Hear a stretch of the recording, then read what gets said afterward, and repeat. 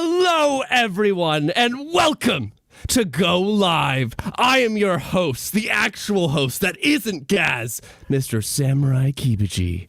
Just kidding, my name's Tony. And here we are with a show that we are going to talk about the sauce that is Activision shit happening. We're going to talk about the delay that's going to go with 2 games today. And maybe in a little Budokai. Just kidding, that's not going to happen. Anyways, we're going to pass it on to our host, Mr. Gaz. Welcome, everybody, to Go Live. That hasn't been Gaz this whole time? Shout out to Samurai Kibaji with a very red drink there. Or that was just a red napkin wrapped around it. Whatever, yeah. I was going to be like, yo, that was a strong ass drink. Shout out to Kibaji. You smashed it, man. I was getting hyped already. Is that what it's like to hear my voice? I'm turned on. No, dude, you intro it great every time. Yeah. I regret giving you that clip with the green screen because now, oh god, like he can do whatever he wants and I think I gave you the raw material too, so like you could literally turn that green screen into anything. You are like, so silly to give me that green. Do some real suspect stuff with like the the chick on the bed on the sofa and the people behind me. Thank you for the ideas, Attic. Now I know what to do next time. I just wanted to see your reaction because you just saw it today. I forgot that was the intro. Oh, I had so much fun just editing I'm going to rewind. So you got to watch that. It's crazy. Hello, everyone, and welcome to Go Live. What a mad show we have in store for you today. We're joined by incredible guests, and we have some incredible topics. Before that, we have to introduce our incredible selves. That sounds a bit big-headed. Hey, Asa, that's what I meant.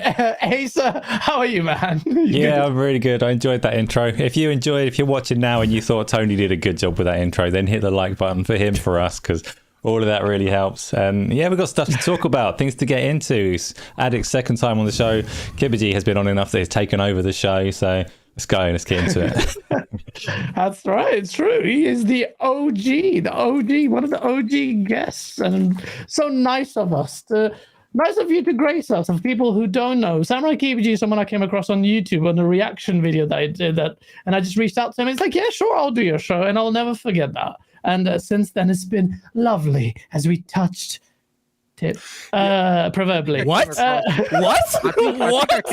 I think I came across him off of like what he expects this year to be, like what games come out. I think that's the video I saw from him. You checked out the timeline video? I think if that's what you called it. Like, I don't remember the name of the video. I just remember the context of the video. Yeah. Oh man, that's how Kibaji is also known in the space. You were on the Xbox Power On documentary. Is that what the documentary is called? Power On? I don't remember the title. I actually just got done watching it, finally. Yeah. You were in it. It was so cool to watch. There's a brilliant documentary on the charting the ups and downs of Xbox, and then the reaction of the Series X, which is how I knew you, and you took that center stage of their reaction reel as it was a brilliant reaction. I watched it so many times, by the way. I'm not bullshitting. It was really just so funny to see that. Because a lot of people do, like, I know you, I know your personality, and a lot of people just put it on and obviously try to entertain people. But when it's sincere and people come across like real legit reactions, which is what you have, it comes through. So yeah, shout out to you. Enough of massaging your ego. You're going to be flying into space at this rate. But last, certainly not least, is the gentleman who was locked out of his room, but he rushed in and made it anyway. It is Lord Addict. Yeah! I love this. I will never get tired of it. Appreciate the invite. What's funny is people talking, the trench coat. Sit there. Look, man, I just got back for watching Scream 6. I ain't had it. And what's funny is if I take the trench coat off, it's an ILP shirt. So there we go. Reppin'. You went to the cinema with that on. Rated. Yeah, the funny thing is my brother's like, man, just climb in your window, because sometimes I keep it unlocked because it's like literally right beside me. And I was like, dude, I'm not fitting my big self through that window because there's like a monitor. There's a monitor right here blocking half the window. I was like, I'd rather just wait for you. I the last thing I need to do is trip and break something. Like, yeah. No, I didn't. Yeah, no unnecessary injuries, especially before this momentous occasion. No, of course not. But yeah, shout out to you wearing ILP. I was wearing ILP gear just a few hours ago, actually. Funnily enough, as my at the gym. So there you go. Look, repping for free ILP. We have so much to talk about. But before we do, thank you for the members and channel people who have already super chatted. Sith Lord, thank you for being a member for 2 months. Shout out to Sith Lord, man. He's one of the nicest people in the community. He goes, happy birthday. No, wait, that's for me. Oh, it's for you. Oh, shit. I am a piece of... Ladies and gentlemen, it's Sith Lord's birthday. Shout out to Sith Lord. Yeah. He says, thanks for making my special day more special. There's no other place I would rather... Oh, Sith. Aww. Sith. What? You're tugging at my heartstrings. That's wonderful. Yeah, that's very nice. The guy's one of the nicest people around. Drawn TJ, another lovely person. He goes, hi, guys. Hi, panel. Drawn TJ, shout out to you, man. I miss you, man. It's good to see you in the chat. And Face 23, Brooklyn, New York. I already know where the slant is. I haven't even looked at the message. $20. Very generous. Guys, read for... Yeah. Actually, does it? I'll take your word for it because Face is pretty legit. Even though it's PlayStation guy, I will bring that in there. Face, if you don't mind, I'll copy and paste that into one of the topics on the power stuff to keep it relevant. But thank you. Hi, RG Viper X, Ham Solo. I see you, Punty, Blue Moon, everyone in chat. If you're listening on Spotify and other streaming platforms after the fact, thank you for joining us. We are going to go straight into it because we have a variety of different topics. First one. I can't say I'm surprised about this one because I know some things in the background about this one. So Suicide Squad is delayed. And I'm going to be careful here. Suicide Squad has been delayed, which is not, I guess, a massive shock because it had its more extended gameplay reveal at the State of Play a few weeks ago. And a couple of weeks ago, last week, we were talking about it, and generally the reactions were a bit lukewarm about it. I just want to get your gents' opinions on it. So, Kibaji, talk to me. What? First of all, what was your reaction to the gameplay reveal when you first saw it? So prerequisite to this, if you guys didn't know, it's in a video. Arkham Knight is actually one of my favorite games of the previous generation. And I didn't know that. I love that game, and I'm bringing that up because that is by Rocksteady, aka the people that are doing this game. And they have so much accolades behind them with what they did with the Arkham trilogy. So when this game was announced, it seemed like, I don't know about playing a Suicide Squad, but the concept of having to kill the Justice League, that's super neat. But my reaction to this showcase, this extended gameplay, whatever you want to call it. Wow, I didn't know we were getting Crackdown 4 so soon. It's seriously, like, as I was watching it, I'm just like, seriously, I'm like, what does this remind me of? Like, what is this? This is not a Rocksteady game. I feel like this is something else. Like, what is this? And then I'm like, this is Crackdown 4. This is basically Crackdown 4 in terms of the gameplay. Harley, they say like Harley Quinn, she's the acrobatic one. And I'm like, what are you talking about? They're all flying through the air. Even the shark dude, that's the tank. He's jumping around doing whatever. Using his teeth to shoot his guns, yeah. He's using his teeth. They're all shooting guns. Yeah. That's the other thing. They're all shooting these guns. And the only person it made a lot of sense to me with was Deadshot. I thought he looked great, but that's because it kind of goes with what he is and what he does. Yeah, so I don't know. All like the games as a service stuff was kind of. I actually didn't mind that as much, and there's kind of maybe thoughts we'll go into about that. About like in terms of why they delayed it, but just really my reaction quickly, to it, like why you're speaking. Did you like Crackdown? Just because that adds meaning to your Crackdown comparison. Yeah, no, I love the first 2 Crackdowns. I actually love the first 2. The second one as well? Wow. Yeah, and I know that one's like not the as second well one. received. But yeah, like I just embraced the zaniness that it was. And I would like go around town blowing up all the infected I things would or have whatever, preferred like them capital, because I felt like Crackdown 1 and 2 are different games for different reasons. They are. And they didn't take what made Crackdown 1 magnificent and then like build on that foundation. They're like, okay, we're gonna blow up the whole house and we're just gonna build a new house. Like, Yeah, but the wingsuit thing that was dope. But like, I haven't played Crackdown 3 mostly because I got talked out of it by all the word of mouth. But yeah, my reaction to this, it was just I didn't feel like this is a game I could picture Rocksteady doing. I'm like even looking at the gameplay that Asa has up, and it just, I don't know.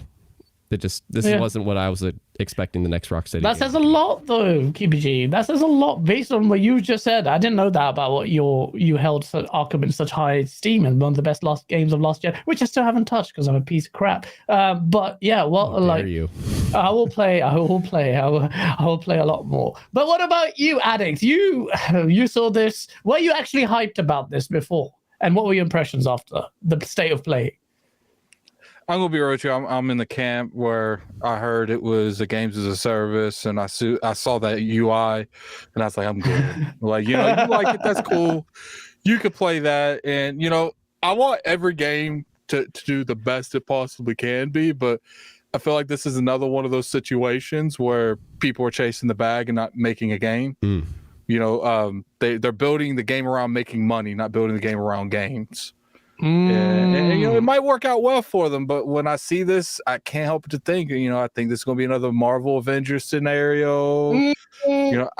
People are hopeful we're going to get like a Guardians of the Galaxy type of scenario, but it's like, yeah, if you thinking that, I think you need to play the lottery if you win. I just think that if this game does well, cool. I don't want any game to not succeed, but then part of me is looking at this and it's like, you have a developer that made fantastic games, even their bad ones, people still think's better than most games.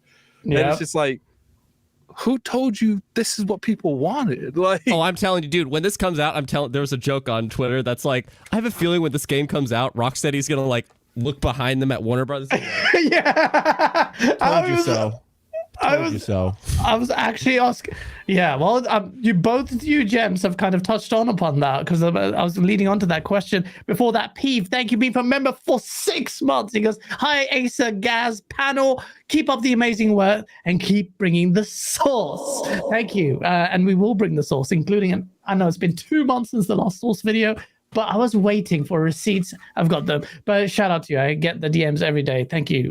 It's coming. But on that point, KBG, but before you do that, you've planted the seed in our heads. I want to get your views, Asa, on this. We know where we stand with this game in terms of our opinions. But first of all, do you really like the Avengers? You did a great video. It's on the channel, people. Check out. What's Asa did an opinion piece, which you need to do more of. What's wrong with Square Enix? Is this the same situation? Do you really think we'll end up pointing fingers at Warner Brothers? Because I think KBG is right on the money. Warner Brothers have had lots of red flags around the way that they publish and monetize their content for a long time. They're a walking red flag at this point. Well, yeah, and you thought maybe they'd learn some things from Gotham Knights. The thing about Suicide Squad is when I look at the trailer, like visually, I think it's really accomplished. The gameplay looks like fun moment to moment, but I really question why all the characters are the same. Like, why are they homogenized to all be aerial acrobats with guns? This guy's a shark. He's a huge shark with teeth. Why is he flying around shooting guns? It doesn't make any sense. Except that they want like a common tool sets that you can play whichever one you want, and they can all achieve the same things. But that's a very dull way to approach development to me, to make them all do the same thing. Customization. Yeah. And the Avengers is a good question because the Avengers had a really strong campaign. The Marvel Avengers game, much as it was derided for all of its flaws, it had a really strong campaign that comes off the rails when you get like a couple of hours into it and it starts trying to introduce you to the live service elements, because the publisher is so desperate for you to engage with this side of the game, even though everybody knows it's not the good side, and you might be having a real good time taking Kamala Khan through her storyline, but it's like, now go and see this reputation vendor, now go and see this cosmetic vendor, now go and see this daily quest giver. And I stopped playing the campaign at that point, despite the fact that I was enjoying it. Suicide Squad, it's really difficult to guess what they're actually doing with it, because there's rumors about the length of the delay. Maybe it's a few months, maybe it's coming out this year. Jeff Grubb and some others have said maybe it's a more significant delay into 2024, and that's fair enough. But the game has received negative feedback on two fronts. There's a camp of people, and it's not necessarily like mutually exclusive. You can complain about both things, but there's a group of people that say this gameplay doesn't make sense. Why are they all playing exactly the same way? Why does it look more like Crackdown than Arkham Knights and all the rest of it?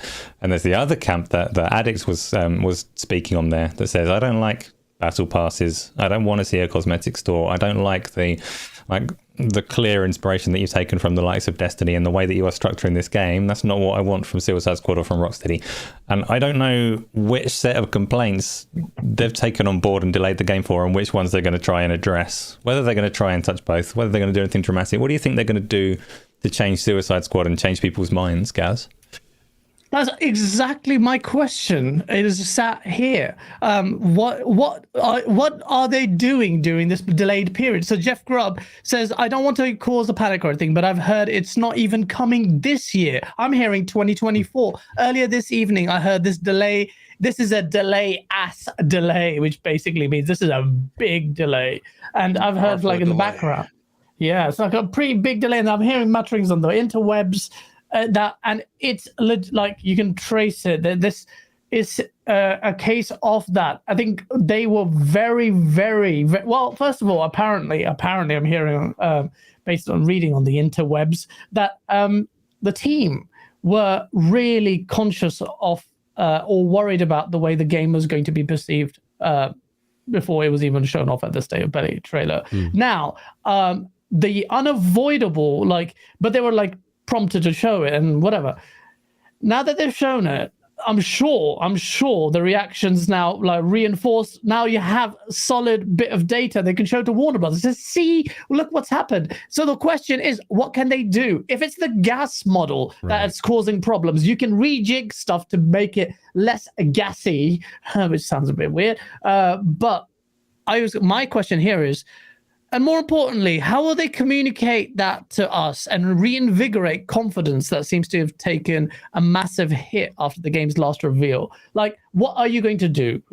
Gents, Addict, what if you are Rocksteady, and forget Warner Brothers for a second, look, we're going to do this long-ass delay. We do not want a Marvel's Avengers scenario. What can we do to tell everyone, hey, this isn't that game? What can they do? As far as this game is supposed to release soon, what can you feasibly do? Scrap the game. I don't. I personally feel like the changes that most people want is on a foundation level. I don't think you can realistically fix it. Now they can back stuff up. I think most likely what they're either going to just delay this long enough to put some distance between them and the bad feedback and then try to push it on you, or they're going to delay this enough to where, okay, people didn't like that the shark that's supposed to be on the ground's jumping everywhere. Let's make him more reasonable to what he's supposed to do and kind of give people roles. Okay. So try to appease people like that. But I think a lot of people, they don't want a games as a service from this particular studio, and that's where you're getting a lot of pushback. And those people, the people like me, we're not getting a happy outcome. This is going to be the definitive version of a games as a service. Just what are they going to do with the actual pieces in the games as a service? I think that, maybe they'll go back and they'll do certain, minor tweaks, make certain people do certain things, give people more of a class, realistic role. But as far as doing anything drastic, they've already put enough time into this game. I don't see them doing that. But who knows? Maybe they scrap the whole thing and start over. Maybe they know that. Yeah, I doubt it too. But we've seen crazier stuff. We have seen in the past where games like Metroid has been completely restarted from the ground up. Final Fantasy completely restarted from the ground up. Years of work just down the drain. You know, they have, thank God Warner Brothers has. I'm curious if Harry Potter would have been a success, would they have done this?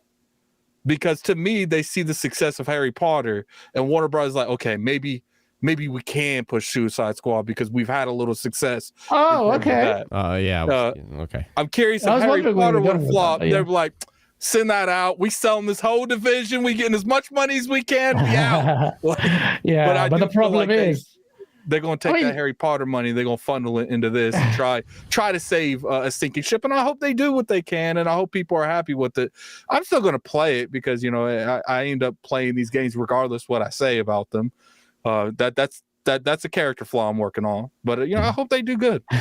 That's it. You play games, that's good. No, but look, you make a good point about that. Harry Potter will ease the pressure. But ultimately, it's Rocksteady's pedigree that's at stake here. And they won't feel, they'll feel a certain way.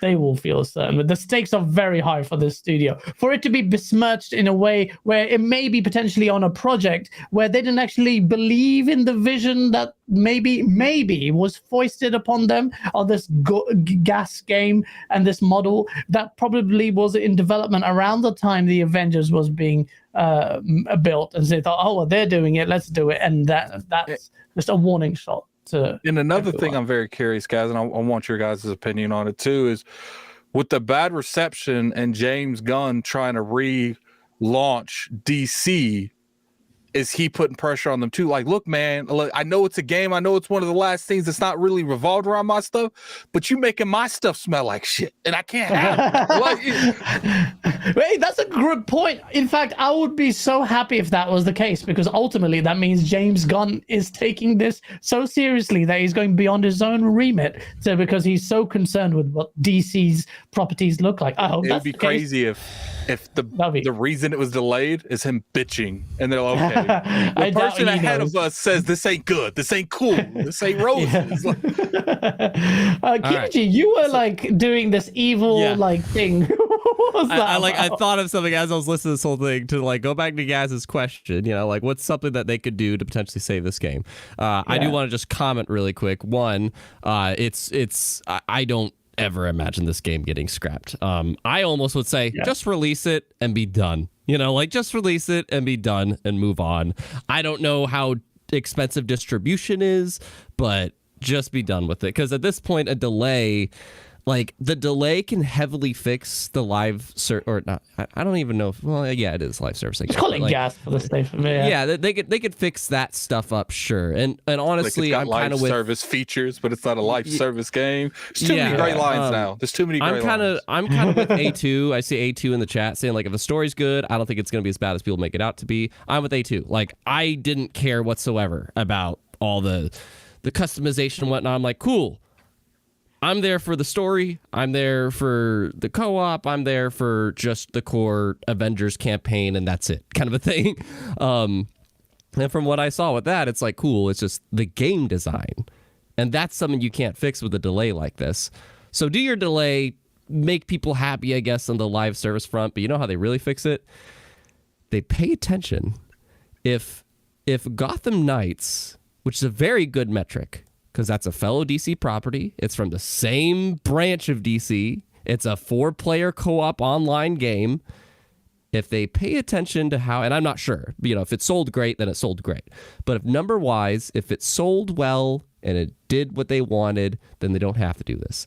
But if it didn't, that's a good metric to base off of Suicide Squad. Maybe this is how well the game will perform. Which is not a good look, because I don't think that. Hang on. Hey, Microsoft, we don't think this is going to perform well. Can you give us money to put it on Game Pass? Yep. I knew you were going to go with that. And I'm not saying this as like a fanboy, though. I'm saying that because like people talked about that with Gotham Knights and it didn't happen. But if the metric was kind of bad, maybe, you know, just maybe it's like, look, we're not too confident it's going to do well, you know? It's not a bad move. I feel like it's a bad move on Microsoft's part. Like I feel like they're picking some, you know, less hitting titles to put on Game Pass in last year, and I feel like that would just add to it. Like I don't know. You know, Outriders, was that the name of it? I feel like that was a solid hit. Yeah, it was a solid, but that transformed. I mean, that player numbers and that kind of would really help the studio. And I want to Xbox say something. Might get a discount on this. You're right. At this point, Microsoft should charge there's- Warner Brothers for putting that game on Game. so here's something I noticed, because Gaz, I don't know if we're gonna talk about. I think you said something at some point we're gonna talk about Resident Evil, but there was like this Capcom presentation, that the Resident Evil stuff came from, and in that thing, they announced the release date for Capcom's upcoming game Exoprimal. Which is a co-op multiplayer shooter, whatever, and it actually let's talk about that story. Yeah. Okay, well, I don't know if we're going to talk about that, but it kind of goes into. Well, I'm mainly mentioning it because I was like, dude, they're putting that on Game Pass. Holy shit! But that makes sense because that's not in a well-established IP, and that's going to help boost the numbers up or whatever. But if you go down the list, like, okay, Square Enix got Outriders, Capcom now has Exoprimal. There was a third one. I forgot what it was. Ubisoft got Rainbow Six Extraction. Okay. I wonder if Warner Brothers in the list of these live service multiplayer co-op games, if they added Suicide Squad. I think that would be a good addition. Like, I know if there's that narrative, Xbox has like the shovelware quality, not prime. It's just for those multiplayer games. That's all. Yeah. For multiplayer games, because it makes sense. You need the player base. So absolutely, and the games, like Asa has always said, you've always said quite correctly, those kind of games are better suited for a Game Pass service. Yeah. So they might do well, really well. Tom 909 brings up a good point. Tom 909, he says Sony has a marketing deal. No way it'll come to Game Pass. Fair point. Okay. Well, let's scrap all our dreams. Yeah. But to answer the question, one thing though, we about to see that contract. So. When do we see that? I can't wait for that. Won't fix things. That's Susan. Yeah. No, but thank you for mentioning Exoprimal as well, because I completely forgot about this. This is now joining Game Pass, and we talked about this before. It looked really good. But when it comes into Game Pass with no real marketing, and then it just suddenly we're going to Game Pass, all of a sudden I'm like, hey, will it be you say good? No marketing? Yeah, no, Exoprimal's marketing on Twitter has been really good and naturally, but it's just this almost dropping to Game Pass without much fanfare. I mean, when does it come out? Next month? July. Okay. Well, that's a fair bit of time. I was really loving the look of it. I think we had David Jaffe on when we last showed it on our show, and I thought it was really good. It comes up every few months with Capcom. Yeah, but it reminds me of another game also that was, remember that game that we've never seen again, that first-person Exomecha, which I think you're right. Yeah, Exomecha. And then that might be a bit crap as well. So I don't know where I'm at with this, but it looks nice, but it's one of those with vertical slices. May look nice, but it reminds me of Earth Defense Force. Yeah, I've never played those games. It does. I've never played this game. So right. It so does. I didn't even think of that until you said that, so that's good. Alvin with a $5 super chat says he played the Exoprimal demo last year on PC. It's actually super fun with friends. Seeing a lot of doubt based on the trailer. It's old school Capcom fun. Fair enough. Old school Capcom fun. Yep. Yeah, so I mean that's good. I'd be more than happy to enjoy that kind of game. But it's coming on Game Pass as well, so that's a big thing. Suicide Squad, it's a delayed. It's gonna be tough times, but Rocksteady's almost near perfect reputation is on the line. So I feel for the studio, but I would love that to be a fly on the wall in that studio, the conversations that they're having, because I think it'll be pretty bitterly fraught ones. A lot of finger pointing going out towards WB, I assume. Shout out to 108 Dragons with the $5 super chat. He goes, "What's up, Jets? What's up, 108, man? Hope you're good, bruh." This one just kind of broke out a few hours ago. It's still speculation, but it's coming from Naughty Dog's own website. According to a new job listing on their website, it may be the case that Last of Us Factions is a cross-gen game. The website simply says that just to clarify, it says the applicant for the job will need some working knowledge of the PlayStation 4 and PS5 systems. Now, that's not definitive proof or evidence of the fact that this is cross-gen. But if it is cross-gen, you know my stance on this. Like, what do you think? Like, KBG, like, it's a bit, it sucks. No, we're trying to say goodbye. Just a few weeks, last week or the week before, I was hyping up factions and saying this could be a big deal for PlayStation. But cross-gen does kind of take the wind out of the sails a bit. It does. I want to confirm this though. They've decided to just make this a completely separate game. Is that right? Yes. Okay. Then with that in mind, then yeah, this is a bit of a bummer. Because if this was like an expansion to Last of Us Part 2, then this would make sense. You know, you don't want to screw over the people that got this on PS4 and now they just can't do anything with it. You know, like that would make sense. But if this is a totally new game, I don't know. This transitional period is going to be more like 3 years instead of 2 years. But that kind of gives me hope that it's coming really soon then, though. Because, like, how long are they going to support the PS4r? I mean, they obviously that's a good point. They sold a lot of them. They're going to support it for a while. Money. Yeah, exactly. There's a huge player base on the PS4. So it's like, why would you abandon that? Because you're going to get a hell of a lot more money.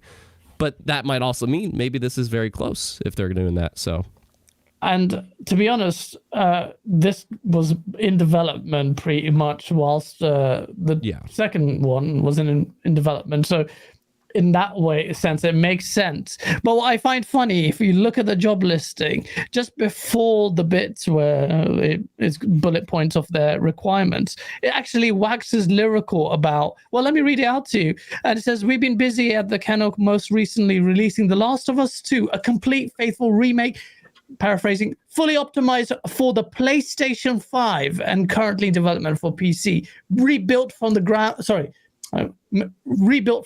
up and fully optimized for the PS5. So they're gassing up this PS5 next year, current gen only game, and then later on it's like, hey, how about this game that's on the PS4 and PS5? Addict, like, are you a little bit like, well, first of all, Jenny, what's your stance on cross-gen? And are you a Last of Us fan? Are you a multiplayer fan? And does this dampen your hype for it? Are you talking to me or him? Addict. You. Oh, yeah. I thought you said gentleman. Like you. Oh, sorry, it's addict. Apologies. At this point, when it comes to cross-gen, I would love for them to move on, but I know, like, financially and money-wise, it doesn't make sense. I don't think Spider-Man and Wolverine are going to be cross-gen, but this game makes perfect sense because I do feel like this game's been in development for quite a bit. I'm starting to think this is like a joke. Like, it's just some giant like April Fool's joke, and then we're gonna go into GameStop one day. Well, I mean, who really goes there anymore? But it's gonna be on the wall. It's like, oh, this game was real. Like, it wasn't just joking about this whole time. Like, it's gonna be bigger than that. It's gonna be bigger than that, and I think there's a fair chance it might. There's a possible chance that it could drop this year even. I think they're very lofty expectations for this game. And I'm genuinely hoping that this does blow our socks off, because a first-party Sony studio, Naughty Dog no less, doing multiplayer only. Yeah. It's Naughty Dog. You can't, it's like Rockstar. You can't like downplay them. Their pedigree is amazing. So, but but so was Rocksteady's. well, exactly. No studio's infallible. That's a good point. Yeah, it's going to happen is that Bungie's going to have influence in it because they consulted on stuff where you're going to have like generic Joes popping supers where their muscles get all big and stuff. Oh God, no! Druckmann would never allow that to happen. He has a tight control over the. I thought he had tight control over that TV show, but here we are. So I thought that was good. No. Oh, the show? Oh, the show's fantastic. There's a message from the chat, Fifth Horseman. They could do it like Battlefield and have old gen and next gen one with more features. It's like what he's getting at is like back in the day, Battlefield 3, I think it was. It's like you could have up to 32 players, but on Xbox One and PS4, you could have 64. So maybe that's a thing. And I prefer them to handle it like that personally, but I hope not. That just splits the player base. And that's true. If you read into the game, there's this strong suggestion that there's a co-op element to it, because it says you and your friend, a player, a singular, go into it, and that'd be a very good angle where you and your friend, like, it's almost a co-op kind of the strengths of its single player narrative now fed into this world. They're going for something different. They have said that, and if they don't deliver on that, and it's a generic, like, free to, which I imagine someone in chat asked, is it going to be free to play? I reckon it's going to be free to play. You think it is? Oh, absolutely. Yeah, I think it's going to be free to play too.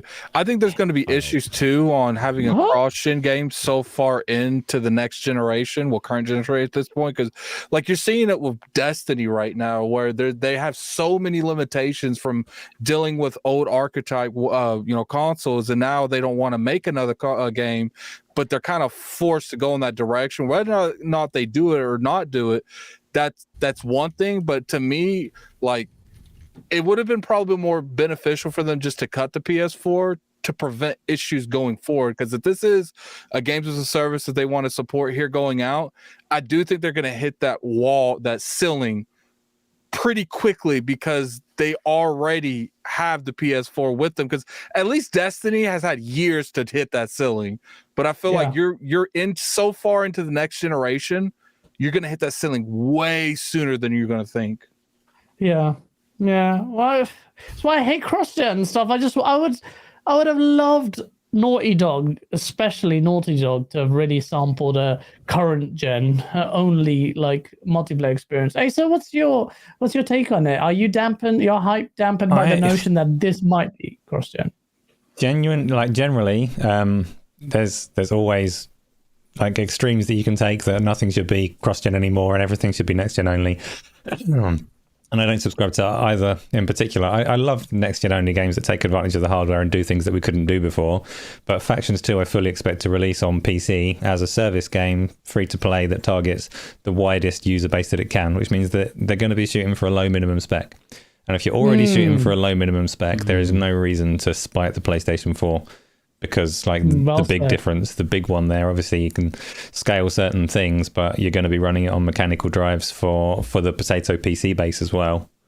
You might as well get that working on the PlayStation 4. There's lots of questions on whether it'll be free to play, whether it'll be day one on PC and all the rest of it, and they are really hard to answer, because we all know that the service game model is to go free to play and launch it as many places as you can with as few barriers to entry as you can, so that you can get that player base on there playing, trick them with your daily quests and get them spending in your microtransaction store.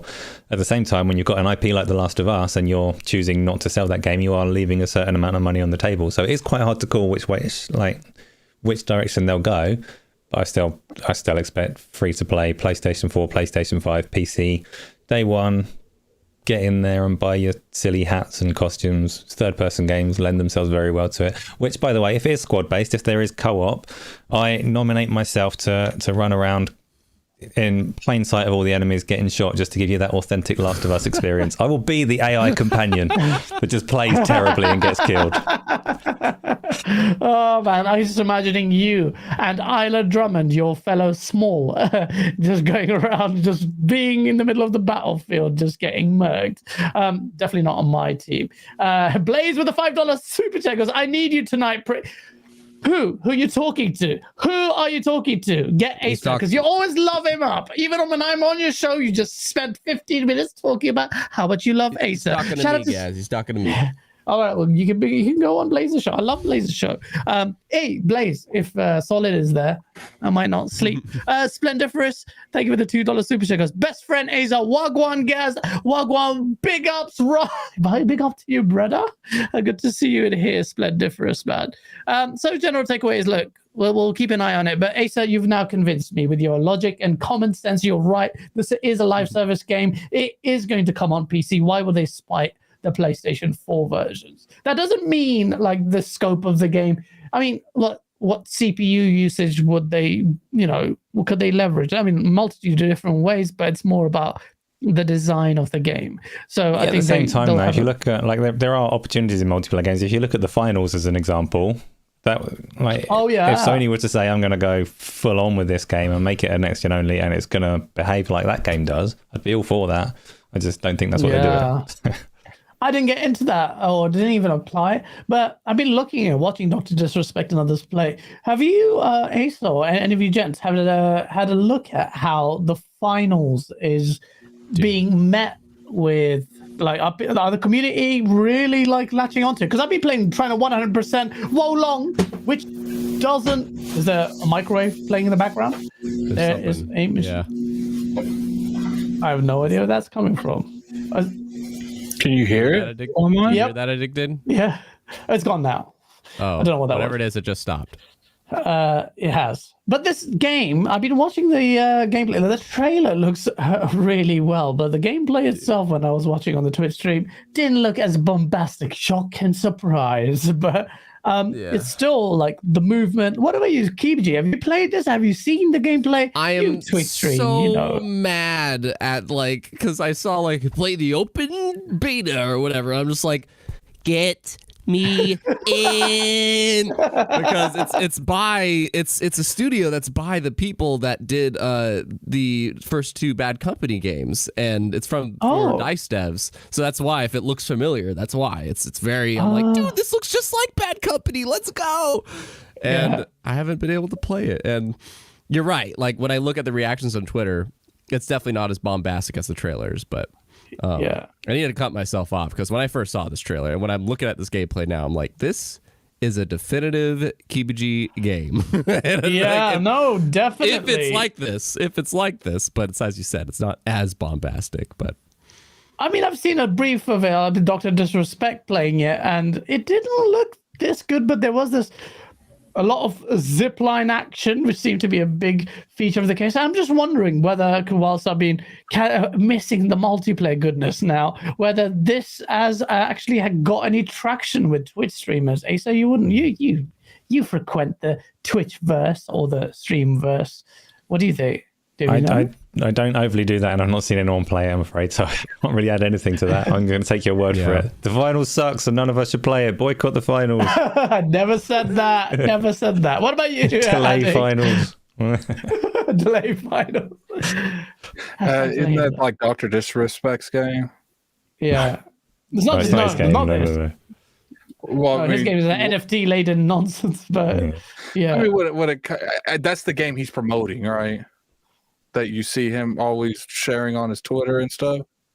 There are a couple of things. He is always sharing his game, and he's been quite actually in the news in the last week where people are really pissed off with him. And he said, well, NFTs, he is pro NFTs, which already puts a massive bullseye on your back. But he was like, well, think about it. High stakes for an NFT game, an in-game item worth actually real life money, $10,000. Would the stakes be high? Would that be good? I agree with him. I would like, and this is, I'm not saying that that's what they should do, but just imagine the scenario, just for even a devil's advocate, like in-game cosmetics in games. I've been burnt by my stupid habit, which I've stopped buying these like cosmetics on Apex Legends and stuff, but they're the same cosmetics that everyone can get. Imagine a game where you get unique only to you. Only one person in the world can get this item. And blockchain, if you know anything about blockchain, because it's got such a marred history now with crypto, blockchain is a ledger system that ensures that you will basically only have that one game. It's a system of accountability, and that's it. That's what it does. I think that would be really good. I'm not going to say, no, shut off, this is nonsense, NFTs suck, blah, blah, blah, because I know a lot of it is nonsense, but the system being used to leverage unique cosmetics in the game and the actual value, or there's a high stake involved. I am with Dr. Disrespect. I would love to see the spectacle of that. Like I said before, like I don't massively dismiss NFTs as a concept. I think there is probably some value into them, and people should be exploring what the technology can do. But what you just described is not what the technology can do. You do not need blockchain to do unique items in a game. It doesn't add anything to that equation whatsoever. Yeah. I mean, yeah, that's a good point. Why would you need a ledger system, really, other than to stop cheaters and stuff? Well, this is the trap that Dr. Disrespect fell into, because he was asked about this. He was challenged on it in response to that tweet, and he said, "Oh, you can take your items to other games and stuff like that." And this is nonsense. There is no world where that's true. Like, where NFTs are what would enable that to happen. The dev work around it is not reliant on NFTs. The structure is irrelevant. So it's one of those things. I expect clever people to be doing research into how the blockchain can enhance our lives in meaningful ways, but that ain't it.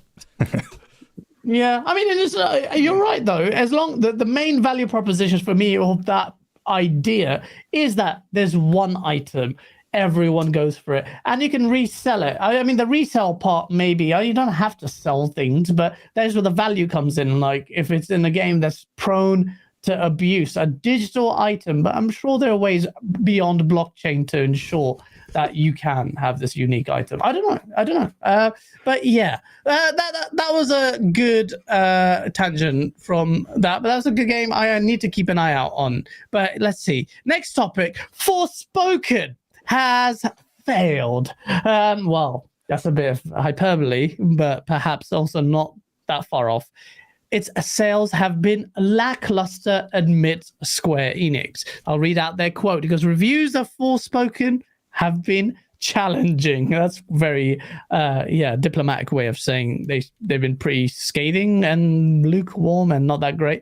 However, the game has also received positive feedback on its action features, including its parkour and combat capabilities. Really? So it has yielded results that will lead to improvement of our development capabilities of other games in the future. Really? Was the traversal parkour that good? Okay. No. It has an accolades trailer, but it appears to only be available in German, but I'm putting it on anyway.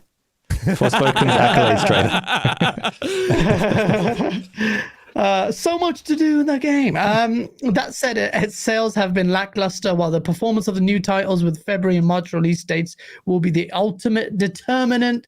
We see considerable downside risk to our 2023 earnings.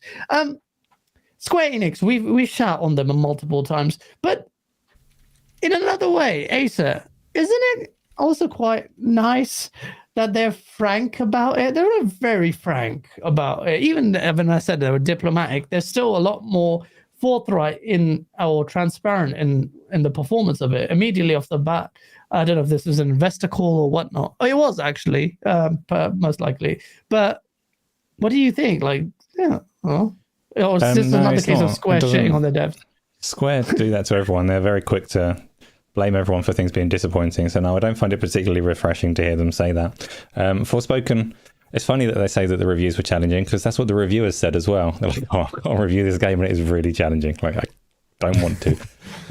It's unfortunate. Yeah. I still kind of want to play it a little bit. I'm not like that dissuaded by the reviews, but what also really hurt them that you can't disregard is how much they sold that game for. You can't combine the $70 price point with poor review scores and hope for a success story. And I know someone like completely outside of our little echo chamber of gaming conversation who plays these games and spoke to his family about it, because he was like, Forspoken, he saw it on Steam, saw that it was 65 quid, and that was like a joke in their family, and they had a good laugh around the dinner table at the price of Forspoken. It's a problem. Like, some games can get away with it. God of War Ragnarok can get away with it. It's got acclaim and everyone wants it, but Forspoken could not get away with it. Sorry. Oh shit! When Asa hurts, his words, hurtful words mean a lot. I'm not that bad like Asa. I'm sorry, developers at Forspoken who have not even poured their on heart. The game. Like I say, I kind of partly want to play the game. It's still there. Like, I'm not spending 70 quid on it. There are very few games that I would, but it's not that great. It's not that great, and they've had to basically reconsider their previous announcement that this financial year would lay out the foundation for new era of the company. And they've said, like, in light of current conditions, I have to admit this will not be easy, and that's pretty raw. Forspoken addict, like were you hyped for this game? Christopher Hart was, and I know he loves watching your show. I played an hour and a half of Forspoken, and I haven't turned on my PlayStation since. Wow. I think they An hour and a half. Really? Wow. Yeah. Look, I do think that they got a lot of right things on Forspoken, but I do think they dropped the ball more than they picked up the ball. Like, they've lost the ball at this point. It's rolling down the hill. They're looking for it. I hate that the studio got dissolved pretty much, and they're relocating the people.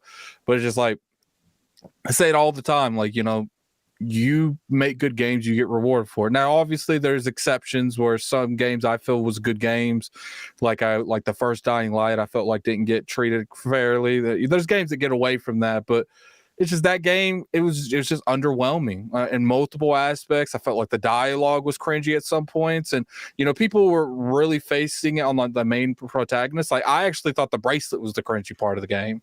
So it's, I felt like the movement was good. I felt like the animations was good. The way they formed, the elements was good. It just, everything else about the game felt very lackluster. And when you put a game strictly on pretty much movement and combat, but the story is kind of hit and miss, and it feels like you're in a serious situation, but she's talking like she's not in a serious situation, like she's in a sitcom. It is what it is. And I'm curious if these publishers and developers, like, I've always wondered why when we about to release a game that no one's going to like for the most part, and it's going to get really bad reception, it's going to get really bad mixed reviews.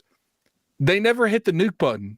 Let's lower the price. Let's make it more accessible. Let's encourage more people to get into it, and let's not charge the exact same amount that we charge for God of War.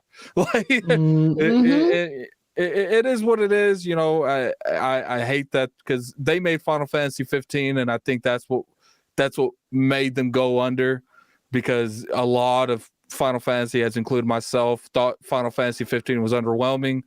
And I think this game was even worse than that. And then, part of me is just like, the way they treat the Xbox ecosystem. I got a PlayStation, but the way they treat the Xbox ecosystem, I'm like, well, good. Screw Sony. I mean, screw Square Enix. Like, don't sit here and come and we gonna do everything with PlayStation. And when the PlayStation community don't show up, you dug your grave, man. I'm not saying being on Xbox would have fixed anything. Probably not. The game probably gonna flop. But it's just like, at least maybe you would have sold 10, 15 more. Like, 10, 15 copies more. Exactly. Yeah, most likely, Xbox guys don't buy games. Come on. But they could have hit that Game Pass bag, guys. They could have got that Game Pass bag. Yeah, because that would really up the perception of Game Pass and quality. That would have been horrible if that game was on Game Pass. And it's like, it's not even necessarily, I think Game Pass shouldn't be more diverse and get as much type. I feel like sometimes they bet on the losers, and not necessarily losers, just like, low to medium Metacritic. And I know Metacritic's not like the end all be all, but I do think it's a pulse on what's actually hot and what's not hot right now. Obviously there's a lot of issues with that system, and I think it needs to be rehauled in general. But I would say if you see 93, 94 on Metacritic, generally it's going to be a good game. I don't think any. Now, I think once you get like high 70s, early 80s, that becomes extremely subjective because there's a lot of mixed reviews. But it's either you get a really low one, it's probably going to have a lot of issues. You get a really high one, it's probably going to, you're going to like it. Like, no one came in there seeing Elden Ring get a 95. Like, you know what, this game might not hit. No, people saw that Metacritic score and were like, I'm going to try it. And I don't think people vibe with a lot of things about Forspoken, and that resulted in the sales. Yeah, no, absolutely. I think you hit the nail on the head there, and I like that Metacritic discussion because I think I agree with everything you said there as well. Obviously, you'll have the outliers there. Even the high meta score is not going to be for everyone, but yeah, generally that's how it plays out. And KBG, have you played this? Were you interested in this? And are you surprised by this sales bombing? Just to keep it brief, and we can keep moving. But just nutshell, I have not played it. It looked I have a PS5, but this game just never grabbed me personally, and part of the problem too is that it's a new IP. When you're a new IP, you kind of have to hit it hard out of the gate in terms of word of mouth. That's the thing. Like, you don't always have to be like the greatest thing of all time, but it definitely helps. If your first entry is something great, then people are going to be excited to see a sequel, and that's how it works. And so I don't know, something about this game just never really interested me. I thought the parkour looked great. And then the reviews, it sounded like, as Addicted was saying, it's especially the writing that just gets really cringy sometimes. And it's funny because this was marketed for a while. It really was. It was marketed with PlayStation, especially. What was the original name? Do you guys remember that? Project Athia. There you go. Project Athia. Yeah, that's what it was. Yeah, so it had marketing and it had Square behind it, but I don't know, just never grabbed me, and I guess just quality-wise it didn't do too great. This is one of the very few moments in gaming where I'm like, maybe you shouldn't have launched that demo. Maybe you should have kept that gameplay a little bit more mysterious. Like, I feel like I love that's actually a great point. I feel like I love the fact they gave us the demo because I feel like devs need to do that more. They need to give us an insight more to the game. It's like I said, there was things I liked about Forspoken. I was actually one of the people defending it a little bit when it comes to the cringe title because I felt like people were attacking both the protagonist and the bracelet. And I feel like it would have been better the bracelet, whatever that thing was called. I don't know what it was. That's what it is. It's a talking bracelet. Yeah, it would have been better if that didn't reinforce everything she did. I think that was the issue. They both were just out of touch with what was going on around it. And it's just like when you showed that demo, you had good gameplay and you had good aspects, but it's just like nothing else clicked in that demo. Yeah. No, absolutely. Yeah, you know what? I didn't consider that. We always welcome the notion of having demos readily available to us, and this one was available quite some in advance of its release. And I think it did a lot of damage, and that would have actually caused a lot of people to be deterred. I was one of the few people when Project Athia was announced, very, very hyped for it. I thought this looks beautiful. And a lot of people were like, and that was based on the original trailer, and people weren't feeling it. And really, the current game, massively downgraded visually about it, and the traversal looked very different. Like, yeah, if you watch it, the flow of it isn't how it felt to play. So Project Athia and what Forspoken ended up looking visually even is just, they were two very different. They just looked really poor. So that's a good point on the demo. Demo, I think, definitely caused considerable harm to the perception of this game, to the point where it would, in a myriad of different factors, would have been a catalyst towards the perhaps maybe the lukewarm reception or dampening of people's hype for this game. So that's a Square Enix problem. Fix up. I don't believe that. I feel like Square Enix, when they said this bit where they said we will use that technology. Where's that nonsense? Yeah. So people had positive feedback about its parkour combat capabilities. I think in the back of their mind, or part of their memo was, listen, we've been told by the community they consider us being a bunch of bastards for taking the piss out of developers. So let's just dampen it down, throw in a little carrot there, spruce it up a little bit, and talk about it positively as well, because we keep getting this bad label attached to us. So I'm pretty sure PR sat in on that. So I find it funny that was there. Let me move on to the next topic. But before that, these super chats, especially from RG Viper X, is cracking me up. Remember for 14 months, bro? Well done, man. Well, gee, shout out to you, man. Thank you. And what color is your badge? I always forget. Must be purple. It says from Forspoken to Forbroken to Forsaken to Foreclosure. So much sauce. And thank you again for the things bars, man. Oh, that it is bars, and it's harsh. We shouldn't laugh, but it is funny. I just shut down the studio with my freaking mind. RG Viper X double downs on you gotta do the echo voice with that, like you're talking to yourself. Yeah, absolutely. Phase 23, Brooklyn, New York. I agree with you here. He says Final Fantasy 16 will change your mind on Square. I agree with you. I'm still going to buy 16. I'm still a fan of Final Fantasy in a way, but I'm not going to lie. Like more and more I play these Final Fantasy games ever since 10, I'm just like, and so I say, sign every time, man. That's like Asa made the exact same sounds talking about Final Fantasy the other day. And he's a big Final Fantasy. You are a big Final Fantasy fan. But at the same point as that, it's like saw them going downhill at the same point. Yeah, Final Fantasy 15. Yeah. And I'm definitely leading the charge on attacking people that like 13. Like it's like, man, I just don't get it. I get it. You like it, but I'm just like, I don't. That's a different conversation. Which one's 13? Is that linear one? The corridor one. 13 Lightning Returns. Like they gave Lightning so much screen time, and I just don't know why. Like I need to get back onto the Final Fantasy. I still need to finish 8. Shout out to Squall. Your baby father. It's good. He doesn't like it. Your baby father with the $5. Yeah, it's not for everyone. Especially if you played for 7, which I never played, which I need to play. Your baby father with the $5 super chat. Sup guys? Love seeing Addict on here. I need to see him guesting on more shows more often. Addict. He says, are you going to do that? I'm not going to put pressure on you. Look, I join when people ask me. The problem is I've been told I'm too aggressive and I like to take control of shows. And, I digress. You're too aggressive. I'm pretty sure every show you smoke a fat zoot before you do it. You are not aggressive.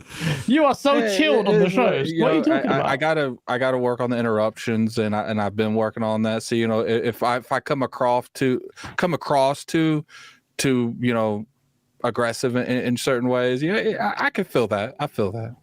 But that's the learning curve. Do you know how many trillions of problems I have, including my existence? No, but the chat tells me like I interrupt too much. It's a learning curve. We're all learning, man. I personally feel like certain podcasts don't invite me because I won't censor myself in any way, and I do feel like certain people don't want me on because of that notation. Like I'm with you.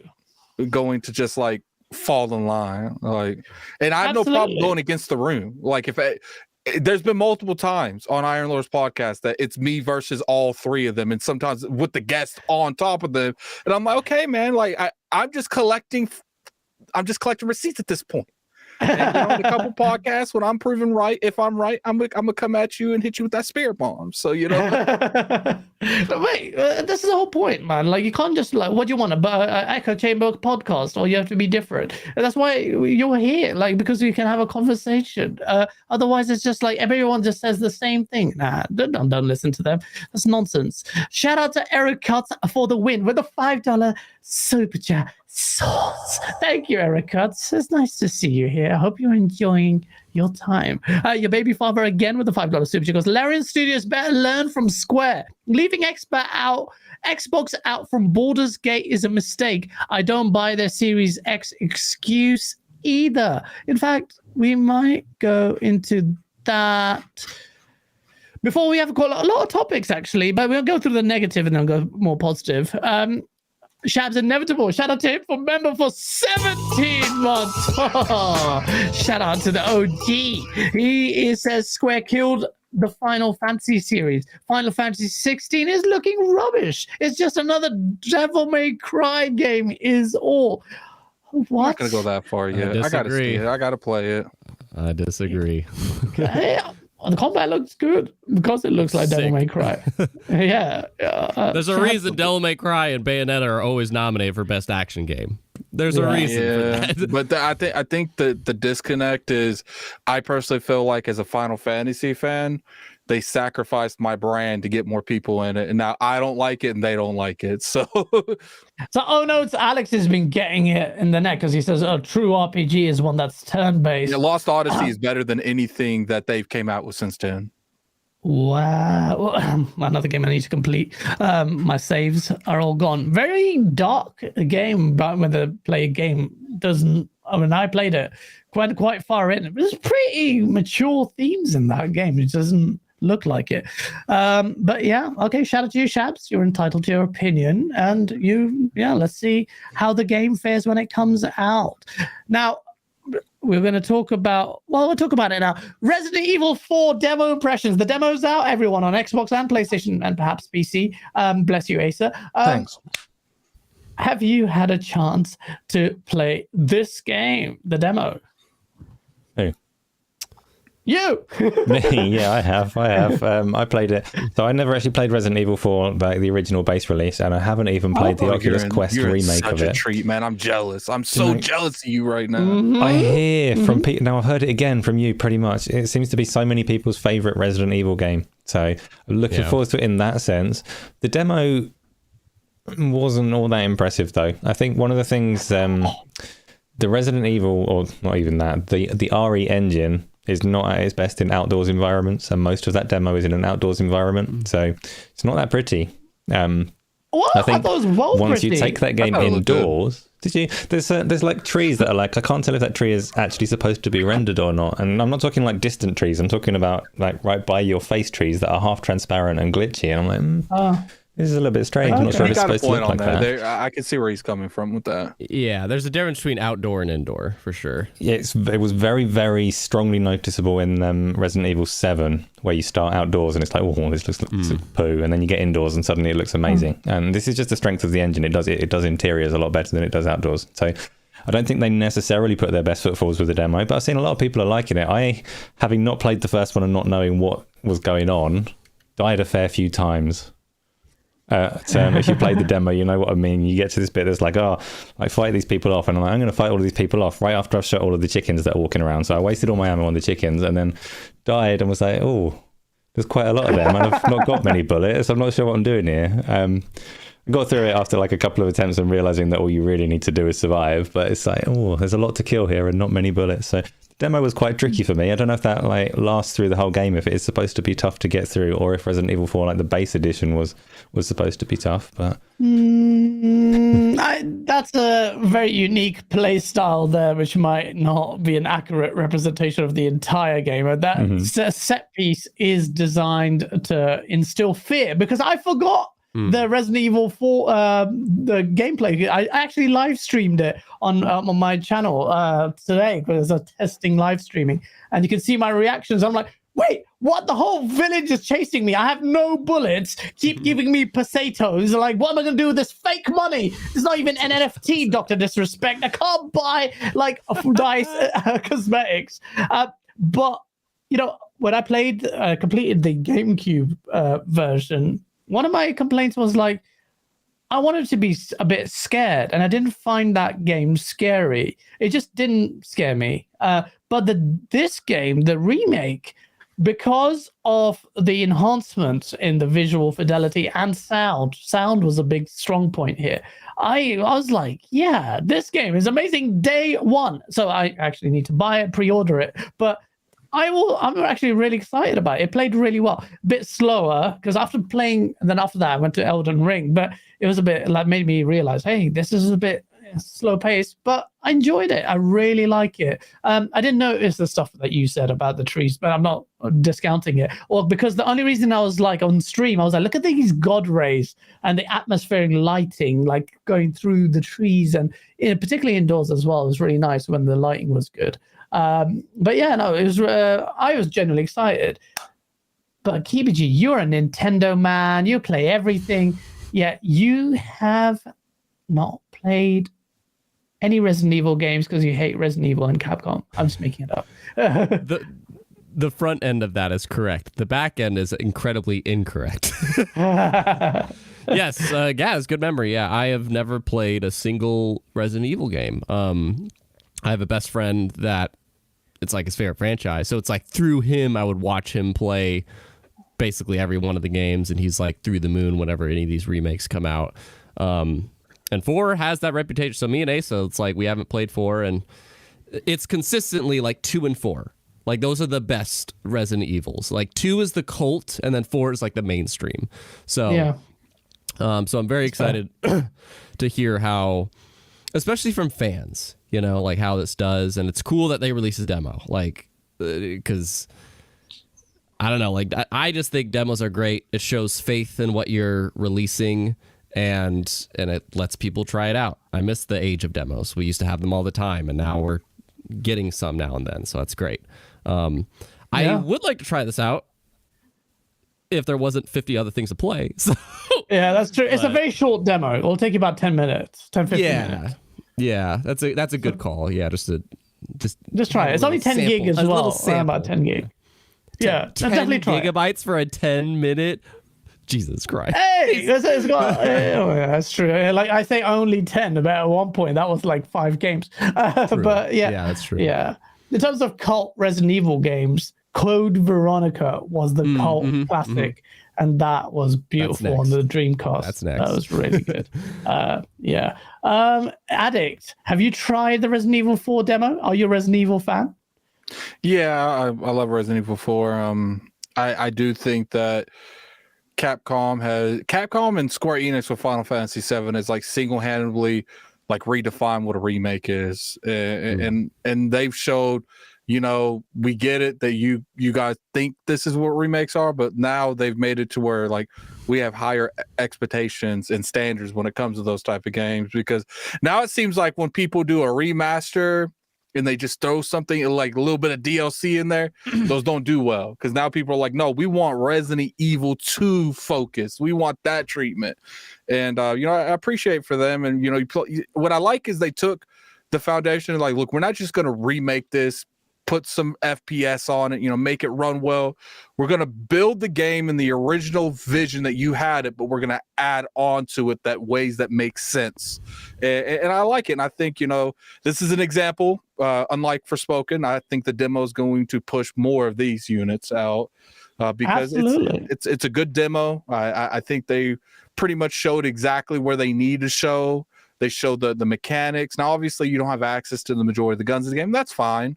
But I do think this game's going to sell well, and I think it's going to continue pressing that, you know, Capcom turned around from last generation. Now they're probably one of the most dominant publishers out right now. So, which is something I did not anticipate. It's very nice to see Capcom really come up on the glow up after their blow up last gen. So yeah, you're right, and again, you're spot on with the demo analogy or the value of it or how it will impact this game. Because I'll be honest with you, before the demo, I wasn't going to buy the game. I'll wait for the game. Demo, played it. I'm like, pre-order, done. He even said this on stream. Like, that's the value of a good demo. It's a good reflection of the game. And shout out to the guys at Forspoken who perhaps didn't know. Look, it's easy for us to go and play the game and just, you know, share our opinions on it. But if you're a developer working on a game for years, you're literally tunnel vision. You cannot.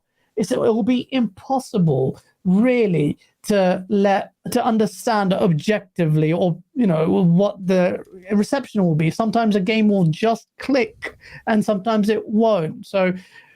But yeah, so shout out to the devs who are putting out the demos with good or bad results. It's a practice we should welcome. And in the case of this remake, Resident Evil 4, it's going to really, I agree with you, do very, very well. So yeah, definitely check it out, people, if you haven't played it. So yeah, before we go to the next topic, pre-order anything, it's right there, man. You just download it. Like, I couldn't find it on the bloody Xbox store. It makes no sense. You have to actually search for like the chainsaw demo. That's how I found it. Chainsaw, yeah. Yeah, that's it. Thanks for reminding me. I actually got sent an internet link, and just on the web, which is really cool. Actually, you can just press download on the browser, and it downloaded on my console immediately. But yeah, type in Chainsaw Edition, Xbox fans and PlayStation fans. I think it's this. I don't know if the PlayStation fans have the same problem, but just type in Resident Evil 4 Chainsaw Edition on Xbox, you'll be able to find the demo. I'm going to correct everybody. You specifically have to look up Resident Evil Gears of War crossover. Then you'll find the demo. Yeah. And when it comes to Resident Evil 4 too, you know, if you guys didn't play it, I would say buy it. If you guys did play it, I'd say buy it, because like I want to reward above and beyond work, and they could have easily have just remade Resident Evil 4 with the same textures, just upgrade them a little bit and patched a 60 frame mode on there and put a couple little modes on there, and it would have sold well. But they're like, no, like, you know, we did Resident Evil 2 a certain way. We're going to, because you would think about it, Resident Evil 4 held up way better than 2 and 3. So like they didn't have to do all this with 4.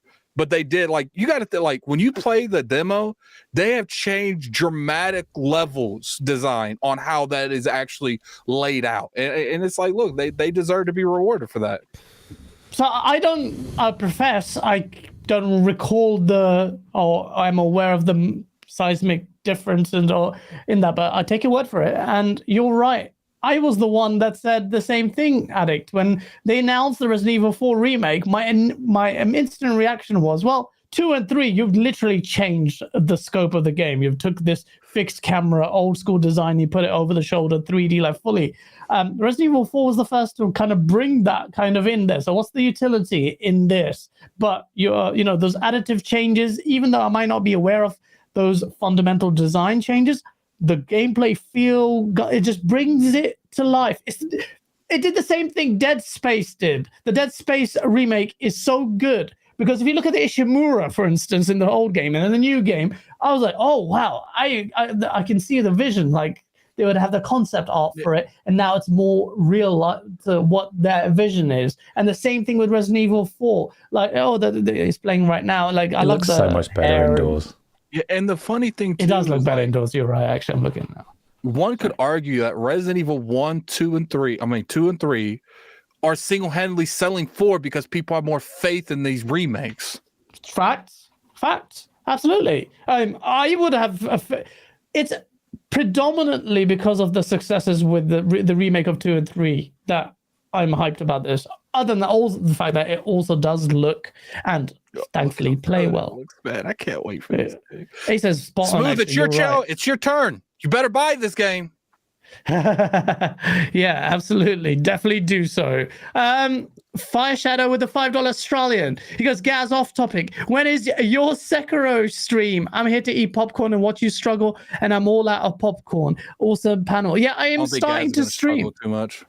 I will struggle because I've heard Wolong wasn't that hard, but I think this game is going to be very hard. I've heard Sekiro's on a different level. The thing that Wolong showed you is it showed you decent pairing mechanics, and I think that you might struggle a little bit picking up that pairing system because it's a lot more defined than this one is, and the pairing window is a little shorter. But I think because you played that game and you've gotten used to fighting bosses with the pairing system, there's going to be bosses that give you issues, but I don't think you're going to like rage quit because of it. I think that game was a decent build up to play this game because this game's way better. I love Wulong, but this game's way better. Yeah, that's what I'm really saying. Rand is also on my case. He's like, you can't. Why are you playing Elden Ring? Because I love the atmosphere, but it's the combat I really loved in Wolong. Also, by the way, I don't give a shit about achievements normally, but now I was like, I got to play this early. I'm almost 100% on Wolong, except the achievement bugged. So now I can't even freaking do it. So annoying. Collecting the stupid little anyway, no one needs to know that. But yeah, next topic. Face, I know you've been waiting for this one. We talked about this before, but I think I'll just very briefly touch on it. Faced with a very generous $20 super chat, says Resident Evil 4, the remake, actually runs better and has higher resolution on the PlayStation 5 than the Series X. Another one. And again, like, yeah, absolutely. Another one and another L for Xbox when it comes to this power thing. It's not even the Series S. That's the problem. And I am so frustrated. I've actually had conversations with Jason Ronald, but I can't. I spoke to him. I was like, I can't really discuss it.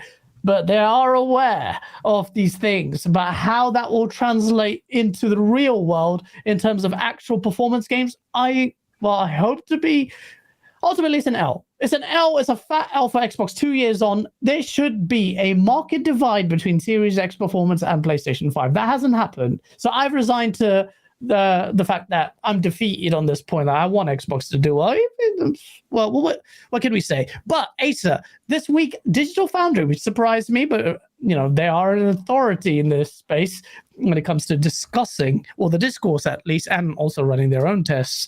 They said the Series S, they considered and had this conversation that it's perhaps its lower spec is harming development, and they were talking about, well, maybe scrap the series, not Series S versions, but they talked about scrap the requirement for parity between content, feature parity between the Series S and the Xbox Series X.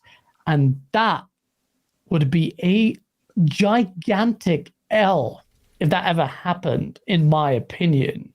What's your take on that? I don't know. I don't know. So most of that conversation spawned off of the, not Divinity Original Sin, the Baldur's Gate 3 conversations that happened, which is people have only got like speculative opinions of what's actually going on behind the scenes. The developers have not confirmed or particularly denied the basis or the legitimacy of these rumors. But what happened with that game is it was essentially delayed because they were having trouble getting the split screen co-op working on the Xbox Series consoles, and they steered well clear of the conversation of like specifically blaming the S. But it is also like a reasonable theory to have, a reasonable discussion and a reasonable assumption to think that they're struggling more with the Xbox Series S than they would with the Xbox Series X when getting that thing working. The conversation around whether they should hold up parity and require whether Xbox should mandate that developers deliver every single feature in sync between the two consoles is a really difficult, nuanced one, because their consumer base, they're not like everyone that's buying Series X consoles as well, but any of the Xbox Series consoles could reasonably go with the expectation that they can buy a game and they will get everything that game has to offer. So they might want to play a game in split screen co-op, and they shouldn't have to do research or have a little note on the box saying it only works on certain consoles and not others. So it would get very confusing. In terms of whether the Series S is actually a problem, I still would say in like 99.9% of cases it's not a problem, but there will be exceptions. There will be fringe cases where you're really pushing the boundaries of like the memory limits or something else, like Baldur's Gate 3 quite possibly is. It's really pushing the memory limit when you try and run the game twice across a split screen co-op campaign. Again, not confirmed by the developers, but very likely to be what is happening. Should Microsoft step back and say, actually, we're going to make an exception for this game and let you release the Series S version without split screen co-op? Or we're going to let you do it, but if you want to play split screen co-op, you're going to need to cloud stream the game because your console simply can't do it. I mean, if it's the difference between not getting an Xbox version and getting one, then maybe they should. It's a difficult line to tread. I'm not like one of these people that would come out and outright condemn Microsoft's strategy with the Series S, though. I don't think the console is by and large a problem. There are some fringe cases that need a little bit of attention, is all I would say on it. Very well said, Asa. Very, very well said. We should be clipped, which I should clip, just to get some nuanced discussion around the topic. And, there are a fair few considerations there. If it means, the difference between getting it on Xbox and not getting it at all as a result of this parity clause, then, well, perhaps, just get it out there.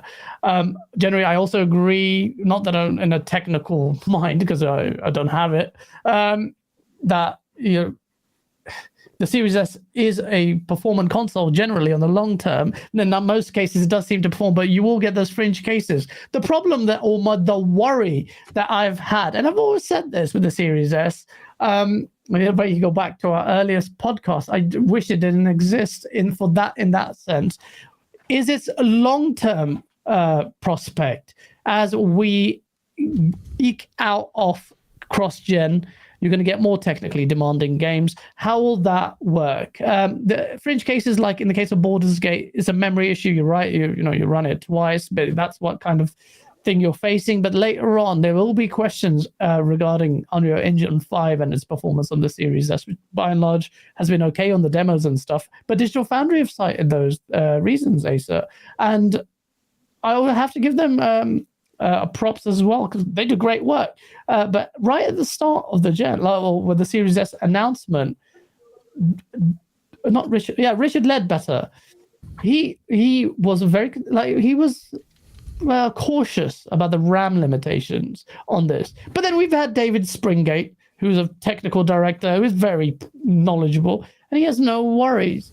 The problem, it seems, Asa, is that it's time spent that developers don't have that time to spend on another SKU. And Remedy, that I will keep going back to that interview with IGN and Remedy. They were like, they talked about the tools thing, but they said it's just a headache. He was so annoyed. It's like, it's just another thing we have to spend time with on the Series S. And maybe that's the issue. I don't know.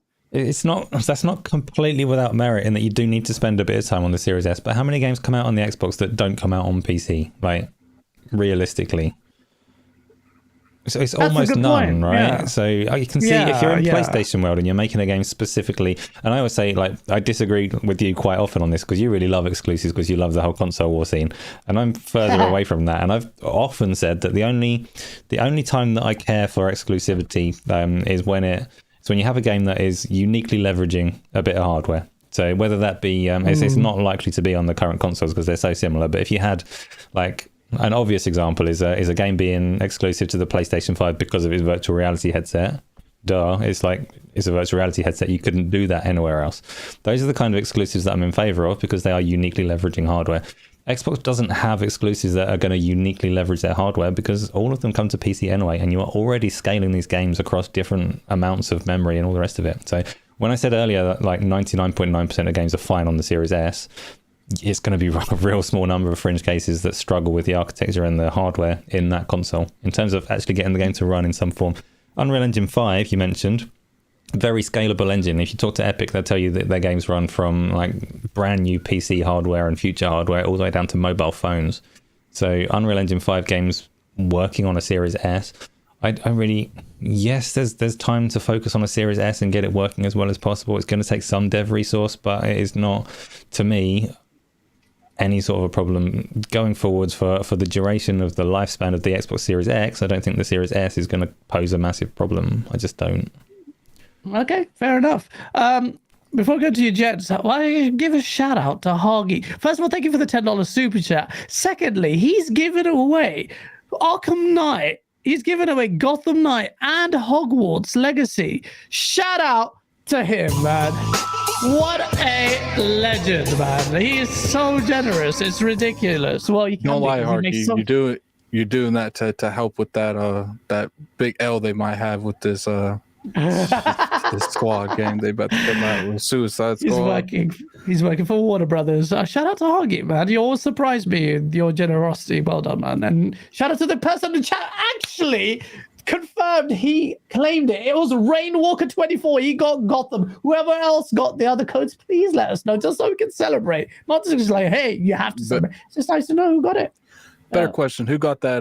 The Hogwarts Legacy, because that was the hottest game on that list. So I admit, this entire conversation, I was trying to redeem it. Somebody got it. Somebody got it. They are so fast. Now, not that I've tried, but I know there's like people like it's code, and it's like, oh damn, it's claimed. I'm like, it just came out there. So shout out to the snipers out there. Boom, they're waiting for Hoggy in every podcast. I'm convinced that they only just watched this for Hoggy super chat. But shout out to Hoggy. Can't wait to see your E3, bruh. RG Viper X with the $5 super chat. Sony marketed games run better than Xbox. There are parity clauses that Sony places in contracts. They project onto Microsoft what they're doing. Disagree. Massively disagree. If I'm wrong, I'll be wrong and I'll be saying, hey. But on that, we will talk RG Viper X on not parity, but that on that similar note with what Lulu Massafay said at the end. Cole Eastwood, what the hell? You don't need to do that. Thank you, Cole, for the $20 super chat. Minimum spec PCs for new games is really, if ever, above the CPU, I/O, and memory limits of the Xbox Series S. The problem is the extra work on the devs on PC. It's on the and on PC, it's on the consumer to make concessions. Shout out to Cole. And yeah, you're right. This is exactly what, paraphrasing. Asa, you mentioned this as well. There's always the lowest denominator is going to be the PC. And when I was speaking to Cole was saying like, it's still an Xbox problem that developers have to spend time on the Series S. Just to quickly iron out this topic, and I'm conscious of the fact that Samurai Kibiji, the sexy face, has been sitting there quietly. And I know it's not the most exciting topic for you, but if I give you a hypothetical, I want you to answer, what would you have if the Series S, and this is a real problem, potentially, if Microsoft, what would you basically say if the Xbox Series S version doesn't have split screen, and the Xbox Series X does. But you will at least get the game. But what's your take on that? Because that's the conversation we're Digital Foundry having. Not acceptable.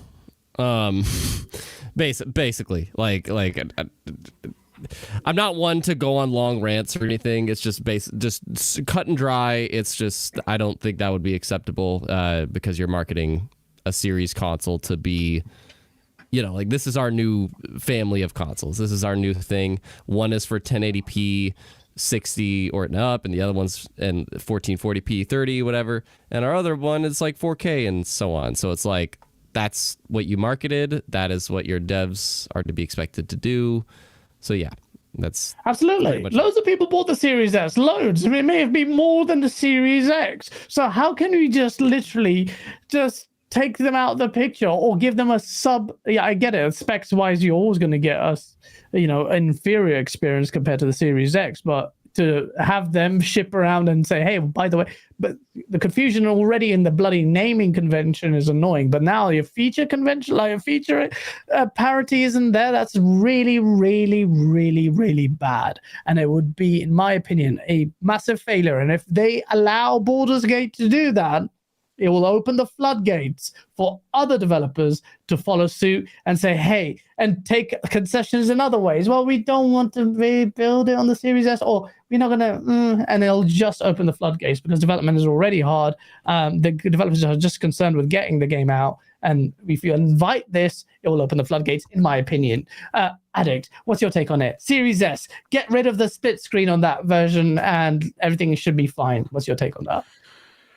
I don't think any of it's acceptable. I do think that removing the S in general, it's not even unacceptable. Like that can't happen.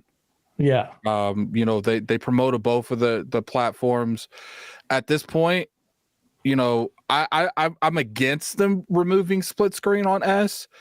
But if that's the only way to get the game running on S, and then do it. But at the same time, it's like Microsoft, you're the one that put the S out front like this. You're the one that made bold statements with this S. If you feel like a game is struggling because of the S and not the X, I expect you to get your own engineers up in there and help them or do something. Absolutely. Like don't just sit there and let a game like this. And this is a big game for someone like me, but it's not a big game to the general audience. So I think that maybe that's why they let this one slide. But what happens at the end of the generation when they miss like a next gen title, like next gen title, because it can't run on the S? Like, what are you going to do in those situations? And it's like, to me, if you let this game skip on the S because you don't have enough time and resources before this game comes out, you cannot make that a pattern. I'm completely against it, but if you let it do it once, you got to make sure it never happens again. And how are you going to do that? I mean, the moment you do one, everyone else is watching. I completely agree with you on that. But it's like at this situation, it's like, that Microsoft needs to be, because they're the ones that came out and said this.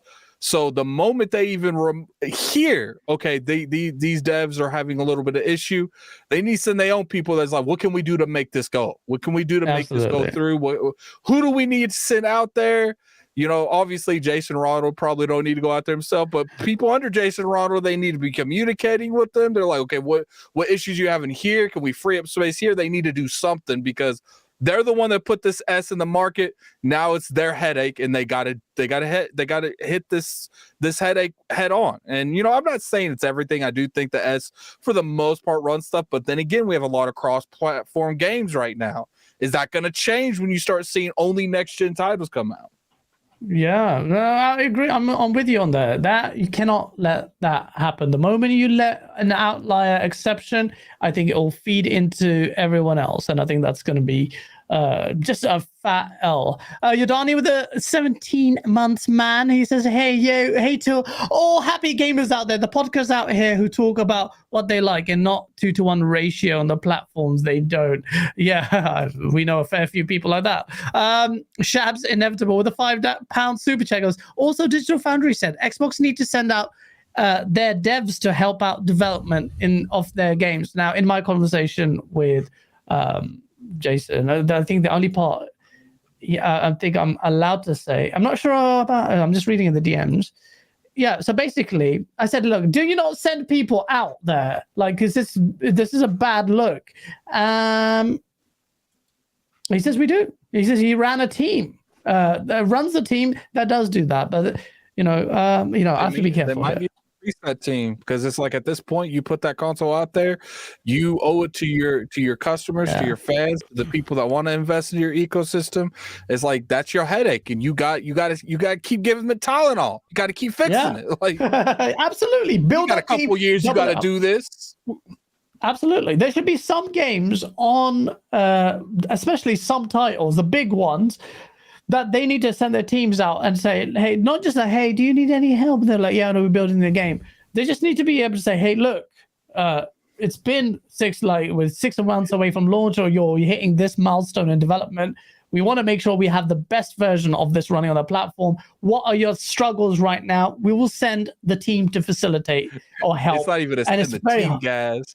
It's one of those things where, do you need help? They're like, no, and they hear the doorbell and it's Microsoft devs. It's like, yo, it's Jason Ronald with his massive beard just stroking it. It's like, I know you said I'm not going to be invited, but let me in. Shout out to Jason Ronald, man. By the way, one of the nicest and most down-to-earth stuff, because I didn't hold back in what I said in my DMs. I said it's a bad look. What you guys do it, blah blah blah. And he's like, hey, and he responded on kind of actually genuine nice person, and is a fan of Korn. So shout out to him.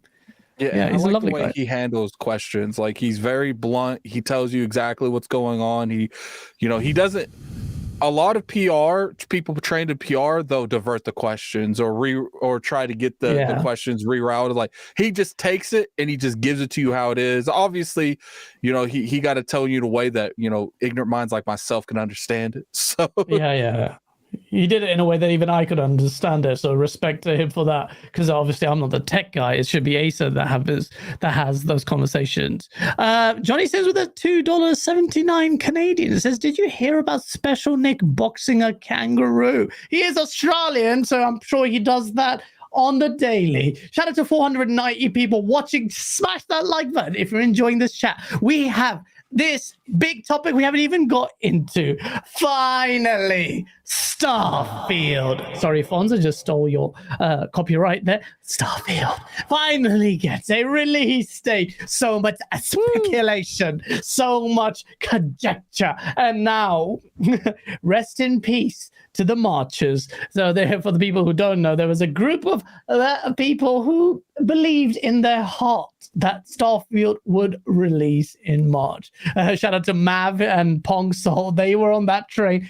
They were doing it in a funny kind of way, like, we believe, and they were so nice. And they caught so much flack from a community that was like, oh, you were wrong. But then in that same Marchers Brigade, there were some, I won't mention names, like really vocal. This is a fail. So when it got announced, 6th September is the release date. There were 2 sets of reactions. One, jubilation. Everyone was like, yeah!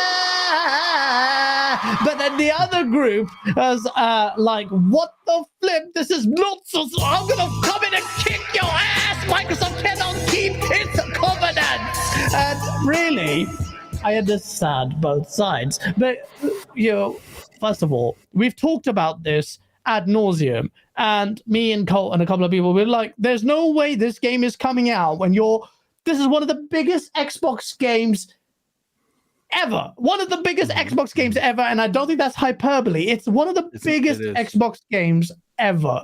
You're telling me And one of the most important, especially now for the Series X in its life cycle and this time cycle now, you were telling me they're not going to market this game. They're going to just shit it out in March with no marketing. Shadow drop one of the most anticipated games of the year. Yeah, good luck with that. Exactly. No chance. And if they even dared think and entertain that notion, Microsoft is completely out of touch, which is not the case. And that's why I said it's going to slip that date. And we also said this multiple times. That, and which the show which I vocally hated, which I still get flack for, this 12-month thing was the excuse. And let me go to Acer on this. You were a fan of the 12 months. You were there arguing with me, the proponent of the 12-month plan. Although, to be honest, you weren't a proponent of the delayed 12-month plan. So I don't know if I can be combative here, but I'll be for the sake of entertainment. So they have this 12-month plan, Acer, and they have failed right out the gate. And they may potentially fail with 2 of the 3 big titles, because Forza is probably like an October release. So that doesn't bode well, right? So what's your take on the September 6th? And is it the end of this sullied 12-month strategy? Fun, isn't it? So the 12-month strategy, I'm still a proponent of it. I like conceptually the idea that they talk a lot about games that are coming soon. Like the 12-month windows are sensible talking about games, period. Microsoft have a lot of issues and a lot of questions around like competency in the way that they manage their studio. So it's not a brilliant look to say we're delivering these games in 12 months and actually we can't. We don't know what we're doing. So they've not done themselves any favors. Ultimately, I think, I doubt there's anyone that differs on the opinion that the important thing is that these games come out well and they're good to play. That's more important than the marketing cycle, full stop. Marketing cycles are just a weird thing to follow. But yeah, Microsoft definitely have some fixing up and some thinking to do in terms of what they say and what they don't, because promising these games in 12 months when everyone is already so critical of the things that they've said and the things that they've done and the things that they haven't delivered on, they really couldn't afford to mess up again, and they have messed up again. It's weird as well. I always find it strange. Like, yes, delaying games is good. We want polished games. We want them to release in a good working state. I don't want to play the blame game in terms of like whose fault it is, promising things they can't deliver, who's failing to deliver where. But I will say that video games is probably the single only industry in the entire world where people actually celebrate delays as a good thing. Yeah, we fucked up. Yes, yeah. I'm so happy that they failed. This is the best. Shigeru Miyamoto even has a quote that is recycled to death. That's celebrated like a bloody banner and slogan for all game delays. So it is a bad look. And I was talking to Rand, by the way. Rand L. Thor was actually spot on the money. He says, why did they say 12 months? Why didn't it just say 2023? That would be fine. No one would have complained as much, really. The 12-month thing is their marketing thing, and they would have given them some headroom to play with, which I guess in hindsight they would have. Samurai Kibichi. Well, I think 12 months just marketing sounded better, so they went with that statement. And then they didn't really have any foresight, did they, Adam? They just literally just shut out the 12 months because it sounded good without any real consideration about the realities on the ground. Although development is fluid, it may have seemed like it was attainable, and there may have been some communication between the developers that would have suggested it would have been fine, but that's not the case. Now, nobody's really complaining. You're not sure, Mr. 7 Digit. You are not on the interwebs. Samurai, talk to me. 6 September. Are you hating it? First off, giggity to the opposite 69. Second, like he couldn't get another 1111, but he got a reverse 69. So there's that. But I just want to respond to Randall's idea. Like, what I've just made a 2023, and that's because they still had the back half of 2022 to talk about. You know, so like if they did that, and that's a good idea. But if they did that, it would have to be like if they brought XO back, which I personally think they should. Whatever. As far as the back end of 2022, right? Just Pentiment. That was one. But yeah, if they did do the 2023 idea, which that's a good idea, make that XO. Like make that an XO thing because that's at the end of the year, and that'd be a good idea.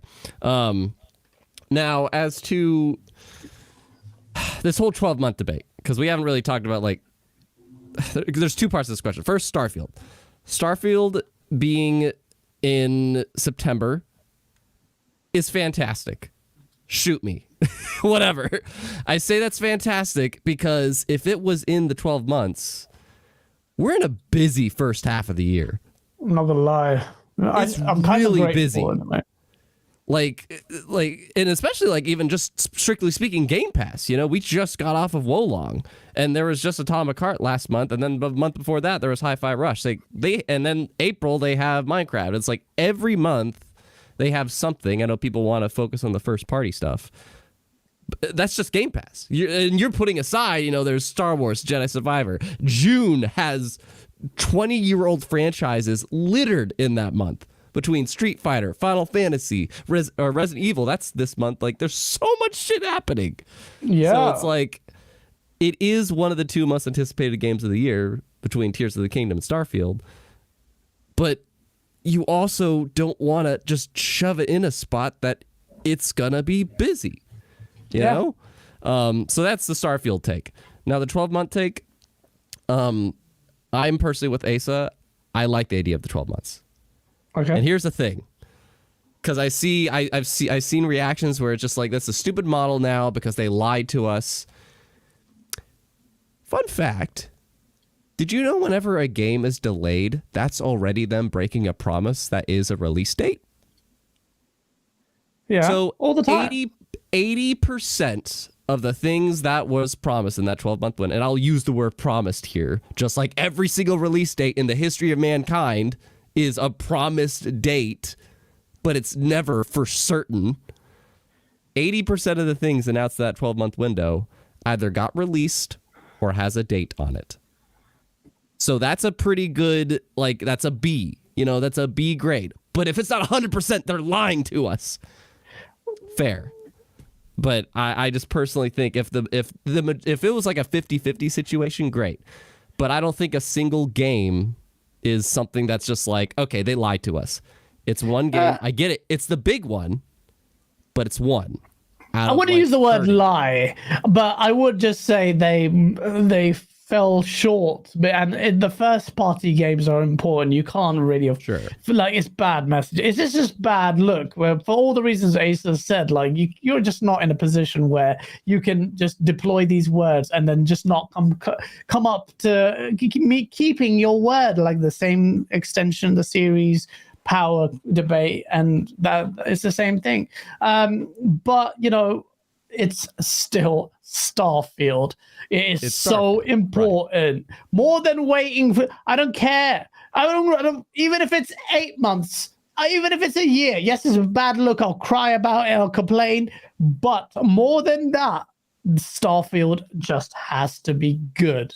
It has to be good. And hey, fun fact, to bring this to just the Xbox side of things, I think this game would have been out by now if it was just Bethesda. I agree with you. Not fact, but I agree with your speculation. I agree. One point on that speculation, though. Imagine there is a parallel universe somewhere where Microsoft didn't acquire ZeniMax. Starfield came out over a year ago, PlayStation exclusive for a year, and then released on Xbox. We already have it by now. Shit. Which is a silly, like, please nobody run off with that as any kind of opinion or fanboying. I don't give a shit. I just thought it was funny. Right. Yeah. That would have been, that alternate universe almost came true. But hey, Addict, it's King was vexed. King go crazy Sunday. King got vexed on this. Like, why is King so vexed, and where's your position on this? I guess to me, I'm like, I just want what's best for the game. You know, it's disappointing that they made expectations like that. But at the end of the day, I didn't make those expectations. They did. Now, you can be disappointed. I feel you on that. But I feel like at this point, what's 2 months? You know, 2 or 3 months. It would be nice to be here in June. But what you gonna do? Not play it for 2 months? Like, I mean, we can make the content, criticizing their messaging because I feel like that's deserved. But if they feel like they need 2 months, I'm gonna give them 2 months. Like, because to me, it's like I feel like this game is definitely playable, very playable. But I feel like the reason Microsoft has allowed them this much time is because this is the first game that's really going to justify the purchase of Bethesda, like the first big game. And I think their mindset's like, we got to do two things. We got to validate why we bought Bethesda, and we got to fix the Bethesda reputation from Fallout 76. And I feel like they're like, this game could not come out buggy. It could have glitches. It could have funny glitches, but you can't be falling through the map. You can't be deleted. I mean, save files can't be deleted. Experience. That would be horrible for a game like Starfield. That's criminal. The words Bethesda can't come nowhere near this title. And I think that that's what their primary goal is like, look, let's make sure the game-breaking glitches aren't there. Now, if something happens where a ship gets huge for no reason and people laugh and, people make some shorts on YouTube, that's fine. But we can't have someone that played 50 hours and their save file get deleted. That's not fine. So let's make sure those don't happen. And we can look at the other ones because they shouldn't really be there either. But there's a different... I've always said that Bethesda games have always gotten a pass besides 76 because the fun factor outweighed the annoyance. But I feel like 76, there was no fun because there's no content. So there was definitely... the balance was way out of shape. And it's just like, I think... take whatever you time because I agree with guys that this is by far one of the most important games that Microsoft has ever put out there, because when they bought all these studios, people were like, where's the games? Where's the games? Tired of the acquisition. Where's the games? This is that game that they pretty much bought Bethesda for. And, short-term issues, short-term remedies, and it got hit. It got to. It's got a hit. That is the real quote of the day as far as Starfield is concerned. It has to unashamedly smash it out of the park. And if they feel they need a measly, in my opinion, 3 months, which I think, shout out to Colt. Colt was like saying, I think because the Xbox sent their teams out, and I think this is what you're alluding to, Samurai, that, they sent their teams out to make this game. If it wasn't for Xbox, they probably would have released it last year on PlayStation first. But it may not have 60 frames, because if you watched it, eagle-eyed viewers, you would have seen parts of the trailer were looking like they're running at 60. It was very smooth. And did you see some of the off-screen gameplay? It looked really saucy. I was like, yo, look at that stuff. Look at that alien. Look at that gun. Look at the way they're switching between third person and first person. Look at the world. Like, you can see a lot in the off-screen stuff. And they're going to have a Starfield Direct, which is a lot later than I anticipated. It's going to be in the June event, but it's fine if they feel like... I thought we would have got it in March. I was pretty sure that this is definitely happening in March. Can I ask you guys how you feel about that being attached to the Xbox showcase rather than being in May? That's a good question. That's a very good question, because my position is, you still need to deliver. Don't you dare. That's not padding. It's not padding. The game is coming out this year, but you need, at that showcase, have to show what these other first-party studios are doing. So if you're going to use that as your, say, 90-minute thing, and you do a deep dive, which is not the case. I'm just throwing out there. But you say, oh, no, it's not direct, it's separate to that. But if it is, it cannot eat away big chunks of that night. Can't even eat away any minutes of that 90 minutes, in my opinion. That needs to be its own thing. I don't even want this game there. Yeah, I know what you mean. I know what you mean. But hey, come on. Hey, look, we're gonna be there. You're gonna be there. We're gonna touch and we're gonna hug. That sounded weird, but but what do you mean? That's the only way I'm okay with this release. This missing that window. You told me 12 months. Okay, you push past that 12 months, but don't let me catch that game at the next 12-month show. Don't let Yes. you cannot come into the next 12-month show. way. This is what we had last 12 months. We're gonna show you this 12 months. No way. Twice they showed it, not just the year, but the year before that. They cannot do that. I agree with you. KBG. Thank you for raising that. There's no way should that be a part of the 90-minute show. It shouldn't even be in that pie. Microsoft, listen now, cannot be part of that show. That's a fat L. No way. Because sorry. I was going to say, I'm worried too that the fact that they didn't put this in May, because I feel like it would have been a good hype starter. We're going to show you the last week of May going into E3, but the fact that this might happen after their E3 showing, or maybe the same day, I hope not to God the same day, but I'm concerned that maybe they're coming light this year at that event and they want to point to that afterwards. And, maybe it's just they want to own that whole week. Maybe that's it, but I feel like you can argue both ways.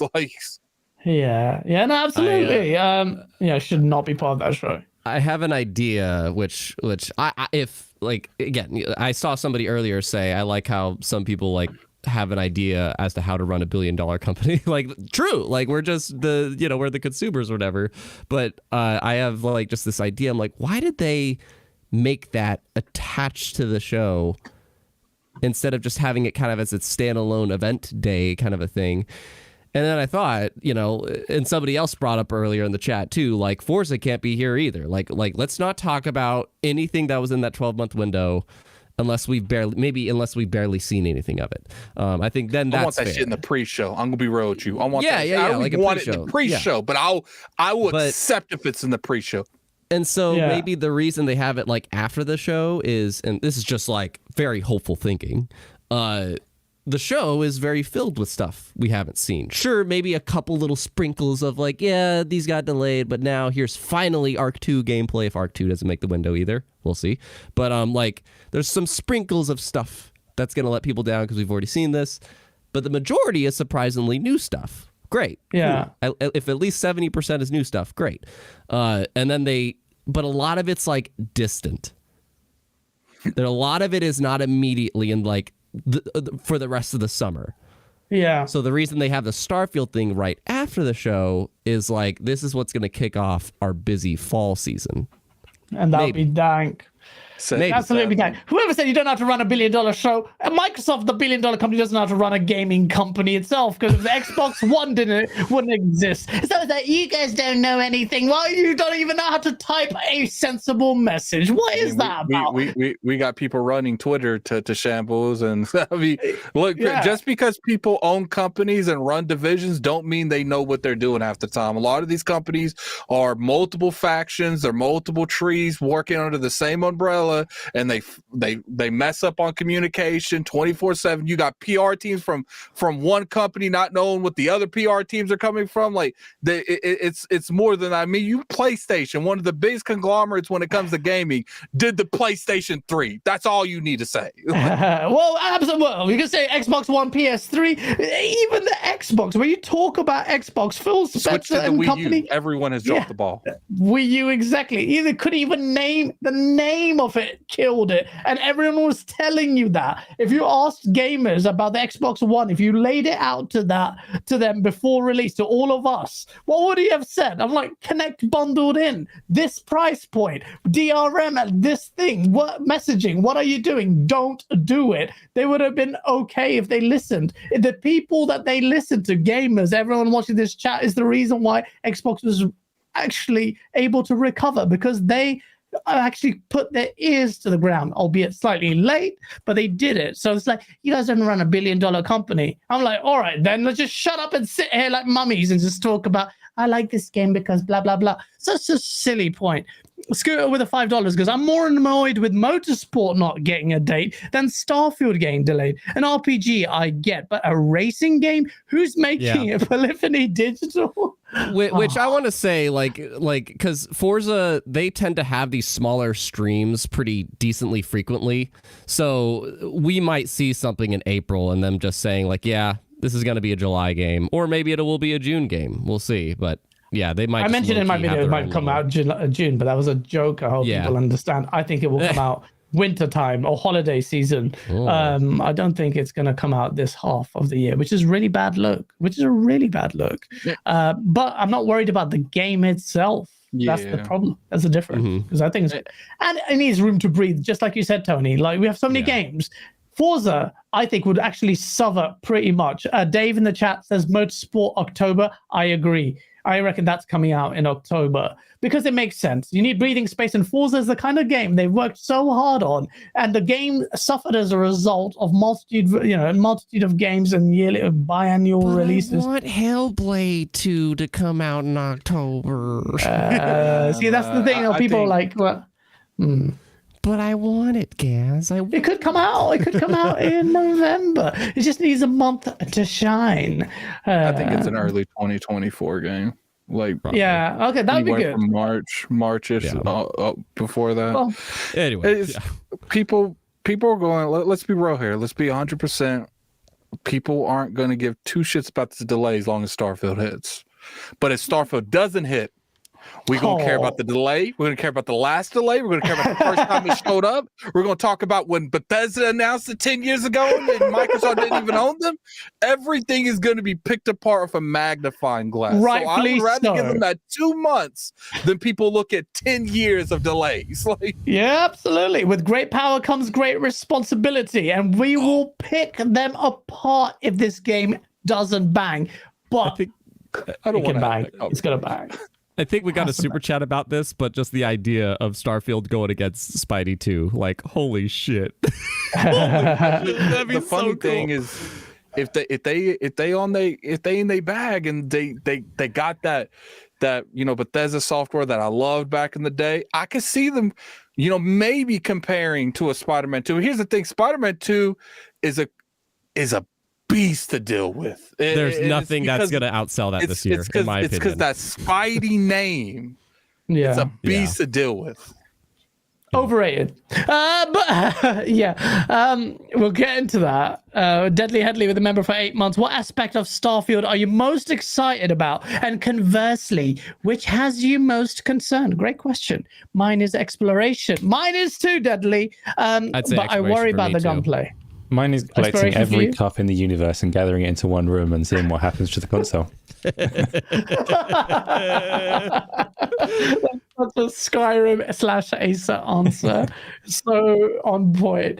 What about you, Addict? What are you looking forward to the most with our Starfield? I think that I want to see how they do companions. I want to see how they do factions. I think that's the biggest thing I'm really excited about, because I want them to, go back in that, this faction got beef with this faction and flying into space and you done pissed someone off at the beginning of the game and they just start shooting at you. Like, I want that kind of feeling. And, we'll see. I think exploration's fun too, but I don't know why the 1,000 planet thing just kind of don't sit right with me. How much is that actually going to be relevant gameplay? But we'll see, we'll see. When you say companions, do you mean like Mass Effect? Are you most looking forward to Alien Sexy Time? No. It's just like faction to faction. Like, go to, I know Fallout New Vegas wasn't theirs, but, Caesar's Legion, the NCR. Like, I want more stuff like that. I'm going to be a member of the, the Pirates faction. What's it called? I know what you're talking about. Yeah. I changed my mind, by the way. It's the ship stuff. Like, if there's any Kingdom Hearts fans out there, I was like the only guy during Kingdom Hearts 3 that was like, the gummy ship stuff. Like, I love the flying ships around and customizing.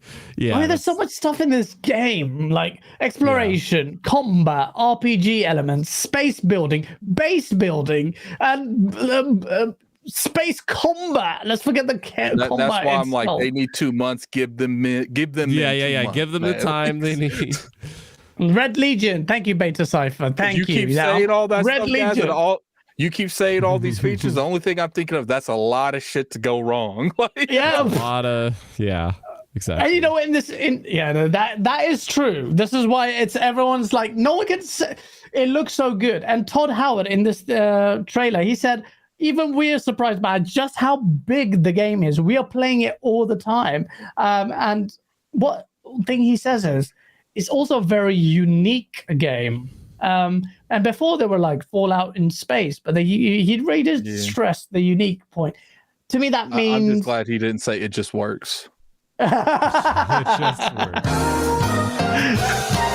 We cannot have the stain of Fallout 76 on this. No quotes like that. But no, unique game. To me, it sounds like with all those additive bits together cohesively, there is something that is fuller. The game has its identity. It's not just sporadic parts of RPG elements shoved in. Don't feel like a part of a whole. So I'm very, very excited about this game. It's gonna be wicked. In chat, I asked you what you liked about it, and 100 Planet Thing screams Peter Molyneux. Don't say that. Don't say that. Ship combat and customization, Spriggan, is based on MechWarrior. Ooh, according to Todd. Ooh, Source. Yeah. That'd be sick. Oh, someone mentioned in chat a really good point. Even though I have never actually experienced this, I have played it a little bit. Childish Bambino says the Nemesis system would be really great for Starfield. That's a good shout. That's a good shout. I just want to see that damn engine in more games. Yeah, that's true. That's true. But the Nemesis engine, for those who don't know, is the system whereby if you get killed by enemy AI, the enemy AI has its own little sub-story. So it levels up and it becomes like, it gets a promotion, it gets stronger. And then in the ranks of the enemies, it can just become a leader. And part of that involves it fighting other leaders within its own faction. Like the enemy AI is doing this. Sometimes it can die. So it's like you'll get killed by like a brunt or an orc, like a small orc, and you'll give him the confidence he needs to go up and just assassinate someone else, and then he gets this. But I love that system, man. It's a shame that they copyrighted that. So someone said it's proprietary, and actually in the Wonder Woman game, this open world game that's being developed by the same studio that did the Mordor games, they are introducing that system's coming back, and I can see why they would buy that, because it's amazing. It's a really cool system. It kind of like, and that just leads to more depth in, enemy AI design and, world building. Space 23, Brooklyn, New York, Spider-Man 2 and Starfield head to head. I'm sorry, I'm not even looking to Spider-Man 2 when Starfield. This is my personal bias because I'm a sci-fi guy. And after Asa berated me for 4 years nonstop about not playing Spider-Man, I was like, all right, let me play this incredible game. Realize this game has the worst stealth sections in the history of gaming. And Asa, the man who hates stealth, was backing this game. What? No, I haven't played Miles Morales, though, and I've heard that's a much better game. But I'm not that hyped for it. Spider-Man 2 will destroy everything in sales because it's Spider-Man. Yeah. I also have to, and I don't look, I have confidence in Insomniac, but Addict, do you think, is it fair to say that I'm thinking or questioning how much iterative gameplay we're going to see? Like, what big leaps are we going to see in Spider-Man? Are you expecting big leaps? Not really. Not literally, pun intended. Yeah, I think they'll probably have more cooperative gameplay mechanics, like switching back and forth between. I just, with Spider-Man's type of gameplay, I think they'll redefine stuff. They'll add on to it, but I do see Spider-Man 2 being more of the other Spider-Man. It's not bad. I love Miles Morales. I wasn't the biggest fan of the 2018 one. I think that's the year it came out. But they got a good formula, and I don't feel like it needs to change dramatically. I think just solid story, add on something, some good gameplay mechanics. Throw Venom in there because clearly he's in there, and then keep it going. I think they'll be fine. And fix the side quests because they were sucked ass in the 2018 version. I don't know what that was about. Obviously, remove the stealth sections. The co-op element is something I didn't consider. That could be a very big deal if done well. Yeah. I don't know if it'll be a co-op environment, but what I do think they'll do is there'll be certain things because there was a lot of CGI, command prompts that was in Spider-Man. Like, imagine that, but on a bigger scale where you're doing it for multiple people. Okay. Yeah. Okay. There are sequences in Arkham Knight that are very like I imagine that's what they're gonna do, where you kind of like would tag team in Catwoman or Nightwing or whatever, and they'd be part of the fight. I'd imagine that's kind of what's gonna happen.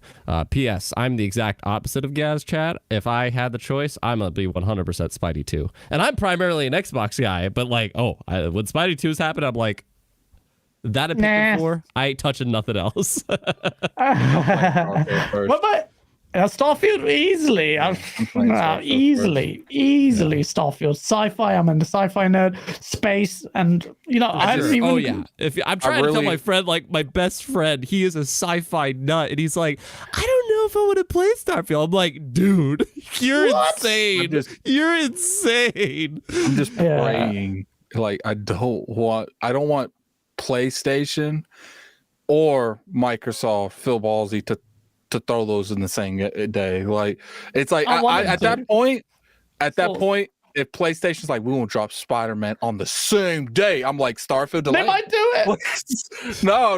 Look, I know they'll get a lot of heat. Delay that sucker a month. Don't be near Spider-Man like that. Like. It's like clearly PlayStation try to derail. Don't let them derail. Delay that. Like, no, don't delay it. Just have faith. I believe in you, Todd Howard. I have faith. I have faith in the game too. But let's be real. Let's do all we can to make Starfield shine. And going out the same day, Spider-Man. That's not a good look. You'd have to, if they did come out on the same day, you'd have to play Spider-Man first, right? Because that game's going to have a more defined end, and Starfield will last so long if you want it to. Yeah, that's a true point. And on that point, shout out to Gene Park. He's in the chat. He says, if I play Spider-Man to get it out of the way and then spend the rest of the year on Starfield. That's exactly what you were kind of alluding to. Okay. Yeah, that's a fair point. And shout out to you, chat, Gene. We're influencers too, so it would probably make more sense for us to play Spider-Man because we could talk about Spider-Man while we were also playing Starfield because we finished Spider-Man last week. yeah. That's true. I would do that as well. Not in a vindictive way, like, hey, let me get out of the way. But Asa, if there was one game, which one would you pick? I know the right answer for you. I know this answer. Spider-Man 2, which is, you love Spider-Man. Chat. Why do you? No, wait. But like, put it to you though. How much do I love Skyrim? When you're thinking about which one I would prefer, I think how much time I put into Skyrim, and then assess and tell me which game that I'm going to prefer between the two. Yeah, I knew. That's why it's so obvious. It's Starfield. Obviously, Starfield. It's like I say, Starfield. It's really difficult actually because they're two. I would not miss either of those games. Starfield will last longer and be a game that I can play forever, but Starfield has the significant, for me, disadvantage of being the first Bethesda RPG in a long time that I can't play in VR. Right, that's a thing that I love. I play Skyrim in VR and I play Fallout in VR, and I adore those games for that. And Starfield is going to have that chunk that hurts me where I'm running around going, this would be so much better if I could play it in a headset. This would be so much better if I could grab these cups and take them to the same room and see when it crashes rather than pressing X to pick up a cup. That's not the same. I don't want to press X to pick stuff up. I want to play it in VR. But there's nothing to suggest, is there, that this will never get VR support? Well, it's Microsoft and they don't really do that. Otherwise, like the mod community, I'm hoping that some good saint within Bethesda is just going to leave lots of like handy hooks for the mod community, and they'll be able to do it really easily and make it seamlessly virtual reality. And if that is the case, hands down, I'm all over Starfield for the rest of my life, like for sure. But if it's not, then I'll play Spider-Man first. I don't want Microsoft to get in the VR game, but I do think they need to be more supportive on third-party VR headsets because I think I don't know anything about them, but I feel like some of them can run on the Series X. So, I do think they need to do better on utilizing at least other on people's PC shit on their shit. Like, come on, PC at least, man. At least on PC. That's what I'm saying. Like, if there's VR headsets that they feel is compatible and can run very well on the Series X, and you can take the S out of that equation because I feel like at that point, I agree with that one. That could only be on the Series X, and give people Acer, the opportunity to use VR and really open up. You can open up the games to just digital. I think that I don't know why they won't do that, and I get it. that's a headache they don't want nothing near. But it's like, dude, let other people do the work. Just profit. Like, yeah, absolutely. The long-term longevity of a game will be massively enhanced with VR support for it. I agree. We've said this before on the show, Addict. Yeah, we definitely need to do that. Percolator, thank you for the $5 super chat. Well, during E3, they did have small print saying the dates may differ or something like that. Great stream this morning, guys. Hello, everyone. Thank you for tuning into my stream. But yeah, I saw the asterisks, but I mean, they could put that everywhere and be perpetually excused for breaking release dates. I'm going to have a Crumb. $8 super chat. A brilliant name. If it wasn't for Starfield, nobody would care about the delay. I don't know what that means. If there was Starfield, they wouldn't care about the delay. If it wasn't for Starfield, I'm sorry, I don't follow that. What does that mean? If it wasn't for Starfield, no one would care about the delay of Starfield? Yeah, I mean, if the delay wasn't there, I guess he's saying because it's Starfield, no one would care if it was a different game that was being delayed. Oh, I see. Yeah, but yeah, fair enough. And yes, well, it depends on the game that replaces it. But Starfield has pretty big shoes to fill. Alvin with a $5 super chat. Starfield isn't really worried about 2018 Episode 3 Spider-Man. Oh, sauce. I'm pretty sure they are. Huggy Channy with a $5 super chat. Spider-Man 2 is PlayStation 5 only, so don't know if it'll sell more than Hogwarts. That's a good question. Good point. Possible Zelda will outsell it, given the install base on Switch. Also interesting. One thing I do want to point out too is I feel like the last Spider-Man came out in like one of the peaks of MCU, and I feel like MCU's kind of went down a little bit. That's a very so I do good think that might hit the Spider-Man sales just a little bit, but I do think it's still going to sell well. Yeah. That's a very good point. That was at the peak. Marvel was hitting everything. That was the Infinity War year. Yeah. Yeah. And that was Marvel's like they're ramping up to close the Avengers story. So yeah, it's very different now. Just imagine being in like New York, taking a subway train that has Spider-Man on it to watch Infinity War. Like, right. Yeah. Yeah, so that was and you know what? The big reason why we say that will sell massively is because Spider-Man is such a big name. It has its hooks into the mass market. But like you said, Addict, that's a great point. If MCU as a whole, which let's be real, it has really slumped badly comparatively to its peak glow up. Comparatively, yeah. Zelda might destroy it in sales. There's a good possibility chance that happens. That is, I'd be intrigued to know if Zelda outsells it. I think there's a big chance of that happening. They ain't a lot to play over there, man. They got to jump on what they can. Yeah, they've been waiting. I've been waiting. I need that game. Yeah, it's gonna be. Everyone's playing that game. Even Acer is gonna play Tears of the Kingdom. Tears of the Kingdom. I'm not bloody playing it. I haven't played Breath of the Wild yet. I will play it when Nintendo discount that damn game. So you'll never play it. Exactly. I can honestly say that if you put Starfield against Zelda in the same day, I would have way more. Oh, what I want to play, because I actually have more. Most anticipated. Yeah, I have way more like emotional attachment to Zelda than I do Spider-Man. I love Spider-Man, but like I grew up with Zelda in a lot more ways than I grew up with Spider-Man. But Spider-Man, I'm like, nah, I'll play Spider-Man later. But I don't know what I would pick if it was Zelda. Thank God I don't have to pick. Thank God they both had different dates already, so I don't have to choose between them. But oh man, okay. But I'm thinking Zelda and Starfield came out the same day. I'd play Starfield only because I played Breath of the Wild, which I loved. Starfield was a new experience in space. It's too special. Interstellar vibes. By the way, this trailer, we're not even talking about, well, we kind of did. They didn't show that much, but the trailer looked really, really good. I don't know what more we can say to it, but I'm just really, really hyped for Starfield. This actually it just looked, even though the sizzle reel, like there were some really good bits.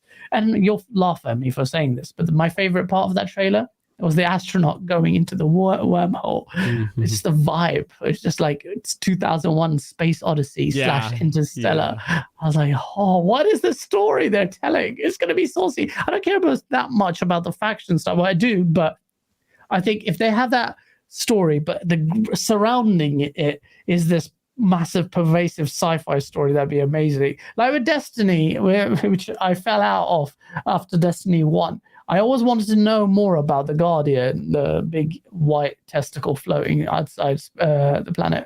And it's like, what's the great lore behind it?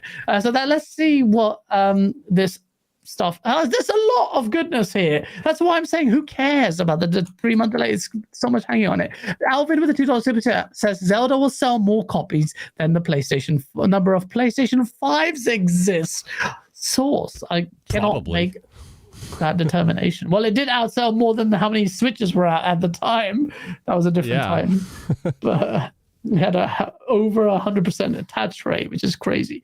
The last one. I know Asa wants to duck out of this conversation, but we have to tackle it. Every week we say, no more ABK stuff, no more ABK stuff. And Kibiji's like, I can now go into hibernation mode. But I'm not letting you off with this one because there are still some material developments. I made a video on it, say PlayStation Desperation, which set the ponies off. But it's these.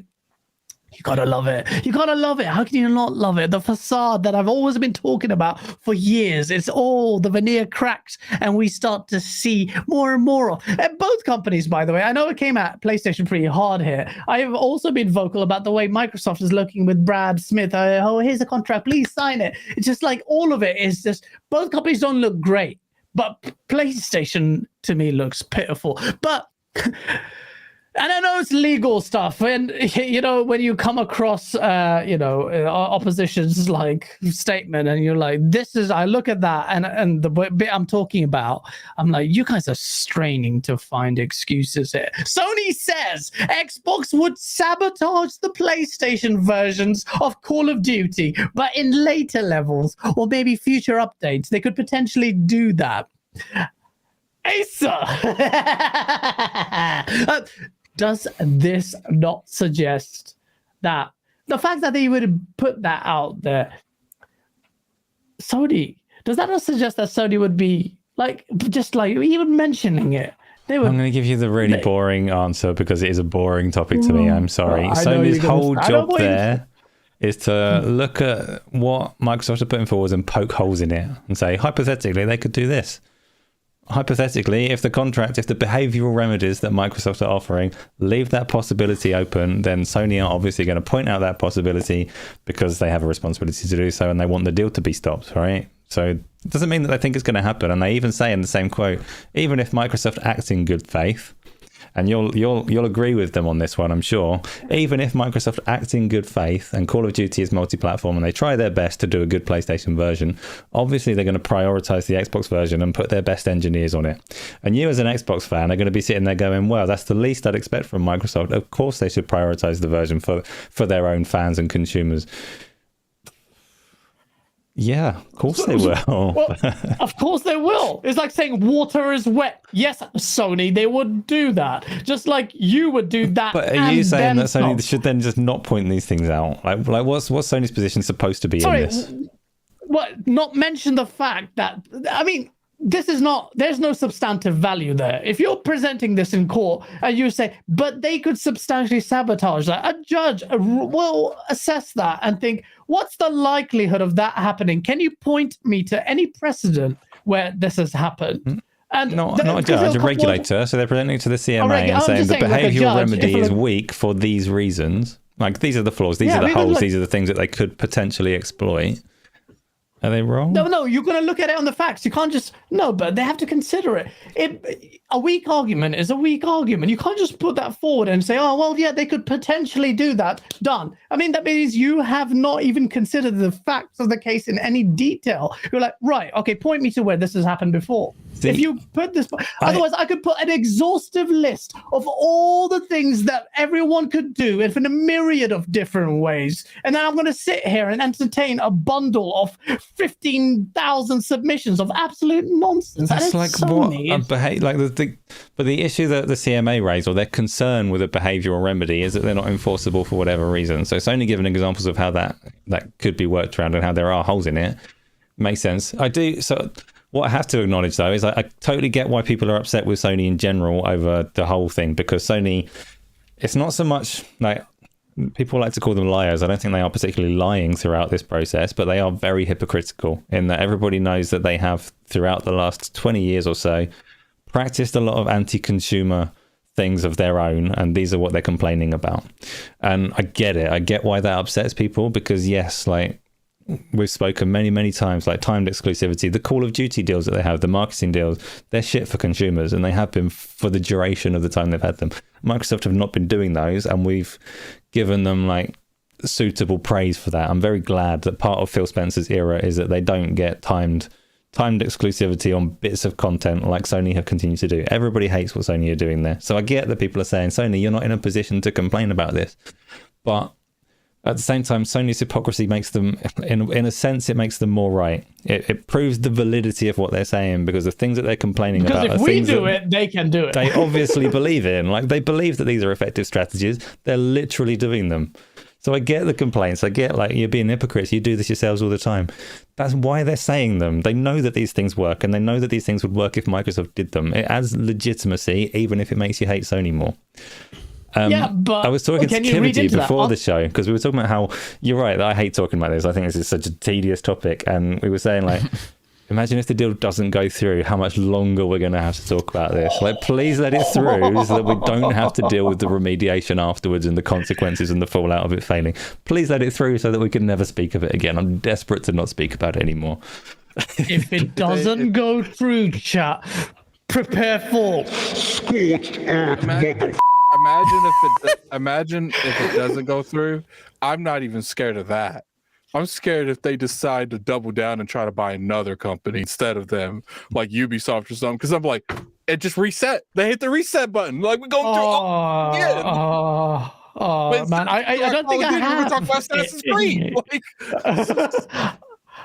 Bro, even us, man. Like, I just don't want any acquisition stuff. Sony can do something after this, but Microsoft, just buy them and just focus on fixing your first party after that. Because I just acquisition-wise, just studios. Like, no more publisher whatevers. Nah, just I want Microsoft to buy Sega. Sony can try publisher; they'll be fine to do that, but not Microsoft.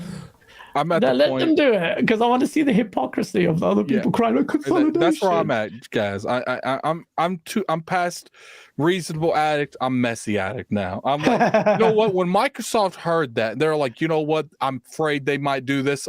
I want Phil to be like, why ain't we doing that? You know, someone get Minecraft. We gotta do this. Why ain't we doing this? Like, it's like they don't need 60 frames. Like 30.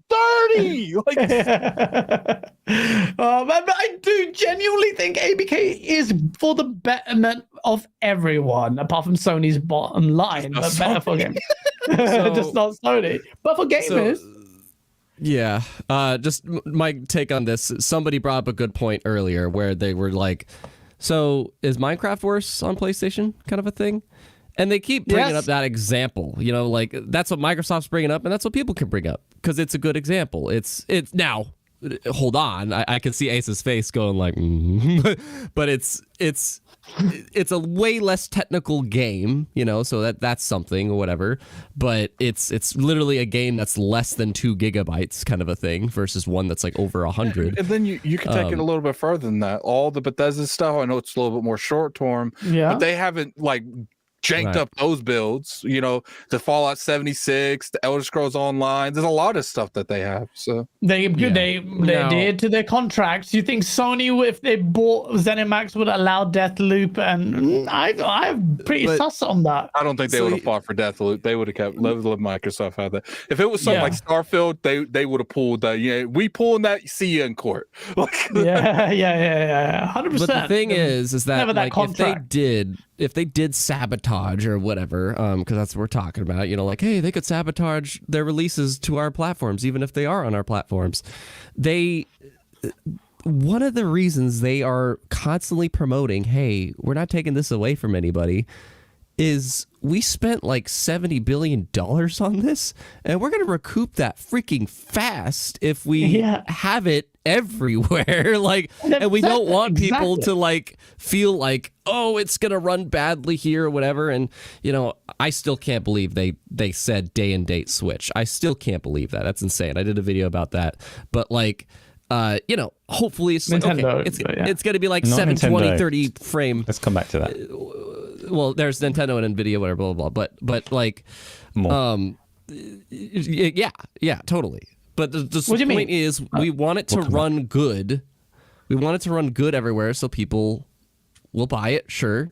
And if they're on our platform, then we want them to be a subscriber, kind of a thing. So, anyways, let's say it's a teaser. I was only looping back on it because you mentioned, so Microsoft have signed this agreement with Nintendo, whatever, and Nvidia to say that they'll bring Call of Duty to those platforms. And I think almost everyone read what we saw publicly and said, they've offered it to Nintendo, but it doesn't say Switch. Obviously, they're not going to put it on the Switch. That would be crazy. And people assumed that there was going to be a cloud version, or they're going to be talking about Nintendo's next console. But actually, it turns out that's not the case. They are talking about the Switch. They are arguing specifically that the Call of Duty engine for Warzone and future Call of Duty games can scale down and run on the Switch just fine. So it's a minor point, but that's like... Gaz who's sitting there like, I hate cross-gen, I don't want games to be on the PlayStation 4. I'm surprised. Call of Duty to be on the Switch. It would be hilarious, if no, I don't. If they prematurely talk to Nintendo and they're like, we're going to go this way. We know you low-key don't want Call of Duty. So we're going to set this contract up and you just never asked for it. It's like, no. You're right though, Addict. But I mean, come on, realistically, bro. You're right. They sat together. They said, "Yo, look, we'll give you this contract. Can you just tell us when the next console's coming? Because we don't really think it's workable." Yeah, there's more to it. These conversations. You're right. They might have said, "Look." I was going to say, I truly feel like Nintendo can take or leave Call of Duty. I don't think they care that much. Like, they're making plenty of money off Pokemon, off Mario. They're like, oh, you need this? Because I think this benefits Nintendo in a lot of other ways that's not Call of Duty, especially in, like, mobile areas, because they can get the other stuff that doesn't come to their stuff. And I think they're more focused on that. If they can get Call of Duty, they can get Call of Duty. But I think it's one of those things just like, look, just get it running on the Switch. Our people ain't going to buy it anyway. So... Well, you know what? If I was Nintendo, I would actually strongly consider for their next console to really start biting into the third-party pie, multi-platform pie. So, I mean, Gaz said earlier, like, you play Nintendo. Maybe I play, like, I really don't. Like, I'm playing Metro Prime right now, which is a great game, by the way. But, like, I just touch it, like, maybe once or twice a year, whereas 90% of the time on my Xbox. But, like, here's the thing. The Switch, you're saying maybe on their next console, go into their third-party stuff. And we're kind of diving off of the original point about sabotage. But just the Switch, they've already been on that train. Like, let's get Doom in here, let's get Skyrim in here, let's get just everything in here. And everybody's making ports for the system because I think it's like, what, the third highest sold console of all time now? And people brought up a point to me before where, like, yeah, but COD didn't do good on the Wii U. That was the last game that they released on Nintendo. The Wii U sold like shit. Nobody bought how many that. copies they're gonna sell? Like there was like 13 or 14 million Wii U's versus what is now like over 120 million Switches or something like that. Crazy. That's a massive difference in like what the market could be. I have this conspiracy, and I know people will disagree with this, but I think there's a reason that there has been a lot of third-party support on Nintendo, and publishers and developers came through it. Like, Nintendo doesn't seem to pursue it that much. You know, you can get your stuff running on us. We'll take the cut, but I don't think they pursue it. And I think it's because, like, look, they're like, we selling plenty of our shit because your shit's not on our shit. So when our stuff comes out, your stuff's not competing with our stuff. So our stuff sells triple what it probably would have sold if we could run your stuff. Yeah, no, I think that's not conspiracy. I think that's pretty like on the ball there. I think the mercantile practice is abundantly obvious to us that Nintendo doesn't really seem to be actively, aggressively enticing developers or making a pitch for them even to have those games appear. They're self-sufficient, which is why you have to admire Nintendo, because they should just do what not a lot of other people can even do. But on the ABK fiasco, other than the fact that this ludicrous, in my opinion, sabotage point is just a dumb point. Lulu Massave, she's a divisive character. A lot of people are like, you are a PR spokesman. You need to behave yourself better. I like her upfront nature. Some people, that doesn't mean I wholesale agree with everything. She's anti-union. She's had some pretty weird comments. They're sketch. Doesn't mean I subscribe to everything the person believes in their whole past legacy. There are some questions around that, and it's part of the Activision umbrella. But generally, though, it's business. This is whatever. I'd have dinner with her. She'd have a good time. She'd be chill. But I like her. Wait, that sounds wrong. You know what I mean? She don't clip that. But she is. I like her forthright nature of it. Don't think Gaz hates unions. I literally said I don't agree with that point. Sean T. But I'm saying I like her forthright nature of it. I like how she's fiery. She has that attitude I wish Phil Spencer had. I just wish he had that fire just to tell everyone to shut up. He's too nice. Maybe that's why he's nice. That's why he's so good. But he's too nice. But she came back, and this is the thing. The takeaway that she quite clearly said. The CEO, Jim Ryan, answered the question. I don't know what that bloody question is. Well, by his proper name, Honest Jim Ryan. Here we go. Honest Jim Ryan. Honest, lovely, forthright Jim Ryan. Very honest here, isn't he? Go on. Yeah, he's very honest here. He's very honest here, because why are you against the deal? We're offering it to you on better terms than we, Activision, would have ever given you. And he said, I don't want a new Call of Duty deal. I just want to block your merger. Wow. And then Tom Warren actually probed him when, and she immediately replied, February 21st, the salient date. Wow. So there it is. But in the CMA and regulator conversations, it's always about why this deal is so bad, and Microsoft may do this, and this deal is going to be bad. But we don't want the deal, and which is fine. You can say that. I don't want the deal. And I go back to this point, Asa, and I know it's money, I know it's economy and all of that, but the more and more and more I see of this, the more I'm seeing a fractured relationship between these two that will, even in the short term, say it fails by August of this year, we go back to status quo, ABKs are free agent. At least, can you concede or not concede? Can you not see that would have an impact for at least a short term, and I say 2-3 years in business relationships? Or you think they'll go back to being normal? I just can't see it. I think if the deal were to actually fall through completely and Activision had to pick up the pieces and carry on running as independent as they can be, conglomerate, then they'd need Sony very much, and they'd carry on as they were. Well, the thing is, the good point about that, I do agree partially with you as well, because their share prices will tank, and they'll be in more desperate position to claw that back. So they'll need Sony, the market leader, more than ever before, actually. So the necessity will kind of dictate the manner of the relationships, but they'll be a lot more open to Microsoft. For some reason, I'll finish what you're going to say. I was going to say that will just make it easier. As this is happening, the deepening of relationships between Microsoft and Activision is happening in the background. When these conversations come up about deals and negotiations, they'll be a lot more easily swayed towards Microsoft, because they've shared this bitter story of a divorce. This love is a Romeo and Juliet story, everyone, and they've just been ripped apart by regulators. What are you going to say, Addict? I personally feel like they're going to it's not like they're going to rip stuff off PlayStation, but I do feel like there's going to be resentment there, because this isn't affecting the workers. This isn't affecting the devs. This is affecting the people that actually have authority and power in Activision, the investors, the people that actually have the money there, the people that can move things.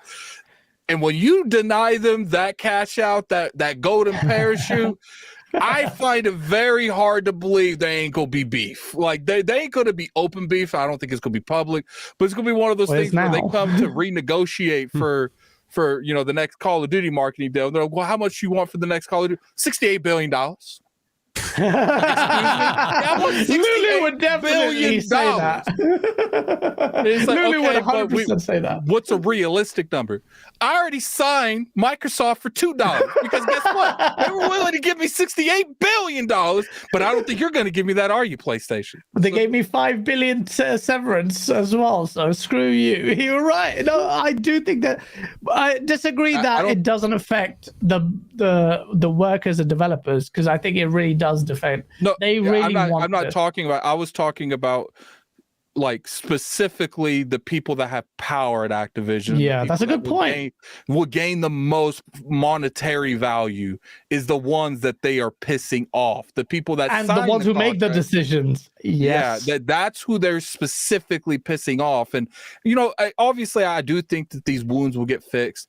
But it's when the leadership at Activision and Blizzard change. That's when I think that fixes. Yeah, that's one of the facets. So it will remain to be seen how quickly Microsoft would position themselves to try and fix that problem. I have question marks around that, about how quickly they'll get rid of Bobby as well. But on top of that, after Lulu said this, Sony said this deal going through would cause them irreparable harm. And I have to ask, industry, but they're part of it. So they're by extension, they're talking about themselves. And on that angle, I have to ask, shouldn't we actually ask this market leader, is its business model so brittle that despite all its dominance, it's still going to be irreparably damaged by one IP? Do you think that is just them playing the smallest violin, Samurai KBG? Or do you think COD goes away? That's not even going away. It's still there for 10 years. If this deal goes ahead, do you think it will cause Sony irreparable harm? I highly recommend everybody checks out this interview that Destin Legary just did with, I forget who, but don't say Michael Pachter. Don't say Michael Pachter. I don't remember, but essentially they were kind of going through a lot of the legalities of it, and potentially why Sony is throwing such a fit in actuality. And he's talking about Michael Pachter. Yeah. Let me see. I'll look into it. It is Michael Pachter. I mean, he said that Sony would die or something stupid. Well, no. I don't remember who I watched, but basically, and I'll look it up here. But basically, what he was saying is that it's not that they're afraid of losing Call of Duty. It's that they're afraid of shifting their model because they don't want to adapt. Oh, actually, just very on spot. Sorry, Pachter. Asa was whispering in my ears. He's right. It makes perfect sense though, because like they're worried not about the immediate effects, they're worried about the long-term effects, because they have it made right now. They don't want to have to shift anything. They've already kind of had to with their whole new PS Plus model, and they know that after this is closed, we'll get Call of Duty and everything. But clearly, this Call of Duty is one of the biggest franchises out there. It is like constantly the top 10 selling games every single year. So that is enough to potentially just not change the market, but cause a shift. And that shift is potentially enough to make Sony have to adapt, just like Netflix had to adapt, or just like people had to adapt to Netflix. Netflix literally killed the cable market and how television worked. And the second Netflix started popping off, that's the second you start seeing Disney Plus, Paramount Plus, blah, blah, blah, blah, blah. All these things popped up because they knew, and these places that had channels and deals on network television, but they had to change because of what Netflix was doing and the things that Netflix was getting. That's what Sony's afraid of. And it may absolutely. When I got that explanation, I'm like, that makes a lot more sense to me than just them being afraid to lose Call of Duty. They're afraid at what that shift could be of Xbox becoming a Netflix and their cable television, and they're going to have to start changing their ways because of this deal. That's what they're really afraid of. God forbid they'd be forced to react and adapt as opposed to hold tightly to their purse strings and the model that they've held on so stringently to. God forbid they have to actually build a COD competitor for a decade. God forbid they actually do live service properly, which they're only starting to do now. Yes, I don't care, but you're right. That is exactly what the crux of this issue is. They don't want to make a Game Pass competitor. They don't want to. They can't do it. I mean, at the moment they can't, but they potentially can. But it would cause a massive, massive upheaval of their current model. They need more time. We keep saying this. They're buying time to adjust their on the one front, they're really holding on to their old model and bitterly trying to combat this model coming in. But I think it's almost inevitable.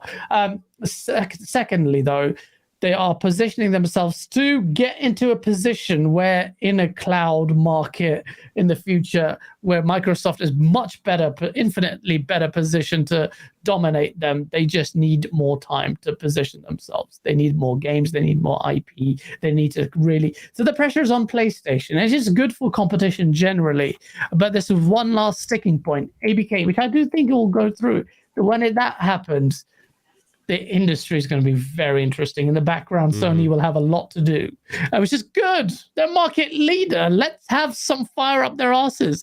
Casket Repair, thank you for that $2 super chat. Looking forward to PlayStation being third party. F Sony. What? I would never want that to happen, by the way. And I'm not just saying that because, no, I genuinely would hate it if Sony was out of the game of the platform holder. This industry needs real competition, and they've delivered consistently. Everborn Saga, shout out to you. Did someone say Microsoft Sega? No, no one said that, Everborn. We have no appetite for that. And it's nice on paper, but if you thought ABK was hard, how are they going to negotiate an international agreement with Japan, different jurisdiction, working to buy this studio? I don't think it's workable. Thank you, RDX, son of a fet, for the $14 super chat. Very generous. He says, it would be funny if the deal goes through and Sony refuses to put COD on PS5 because they're mad and Sony continues to exist even though they said they wouldn't. That would never happen. They need money. They would never just like, I hate you guys. We're not going to have COD on our consoles. Then the fan base is going to be like, well, we're going to go to Xbox. I would be very surprised if they won with no concessions or any kind of restrictions. And Microsoft's like, we were going to have this conversation in 10 years to find out if we really want to push Game Pass or not. But you guys have pissed us off. So we're just supporting Game Pass now. We're ripping all that shit off everything.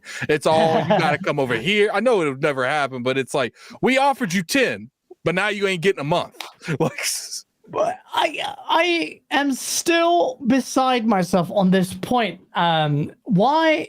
Because Sony is doing, despite all the theatrics and some of the stupid statements and some blah, blah, blah, combating it, they know their bottom line, their self-preservation is involved here. But I've completely lost what I was going to say. It was a really good point. What would you say? What did you just say?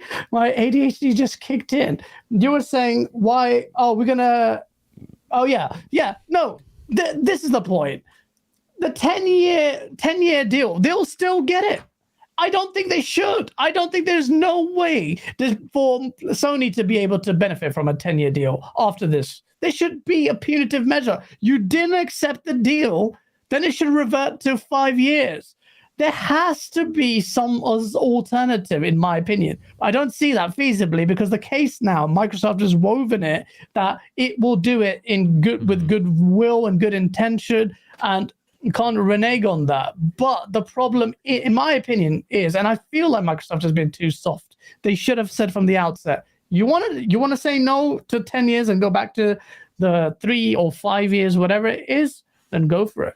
There's an incentive for Sony to say, but there's nothing. And I think they have messed up there. Imagine if Microsoft put like a press release where they're like, it's neither 10 years or if we would, it's year-on-year basic, and you got to negotiate with us every year on Call of Duty.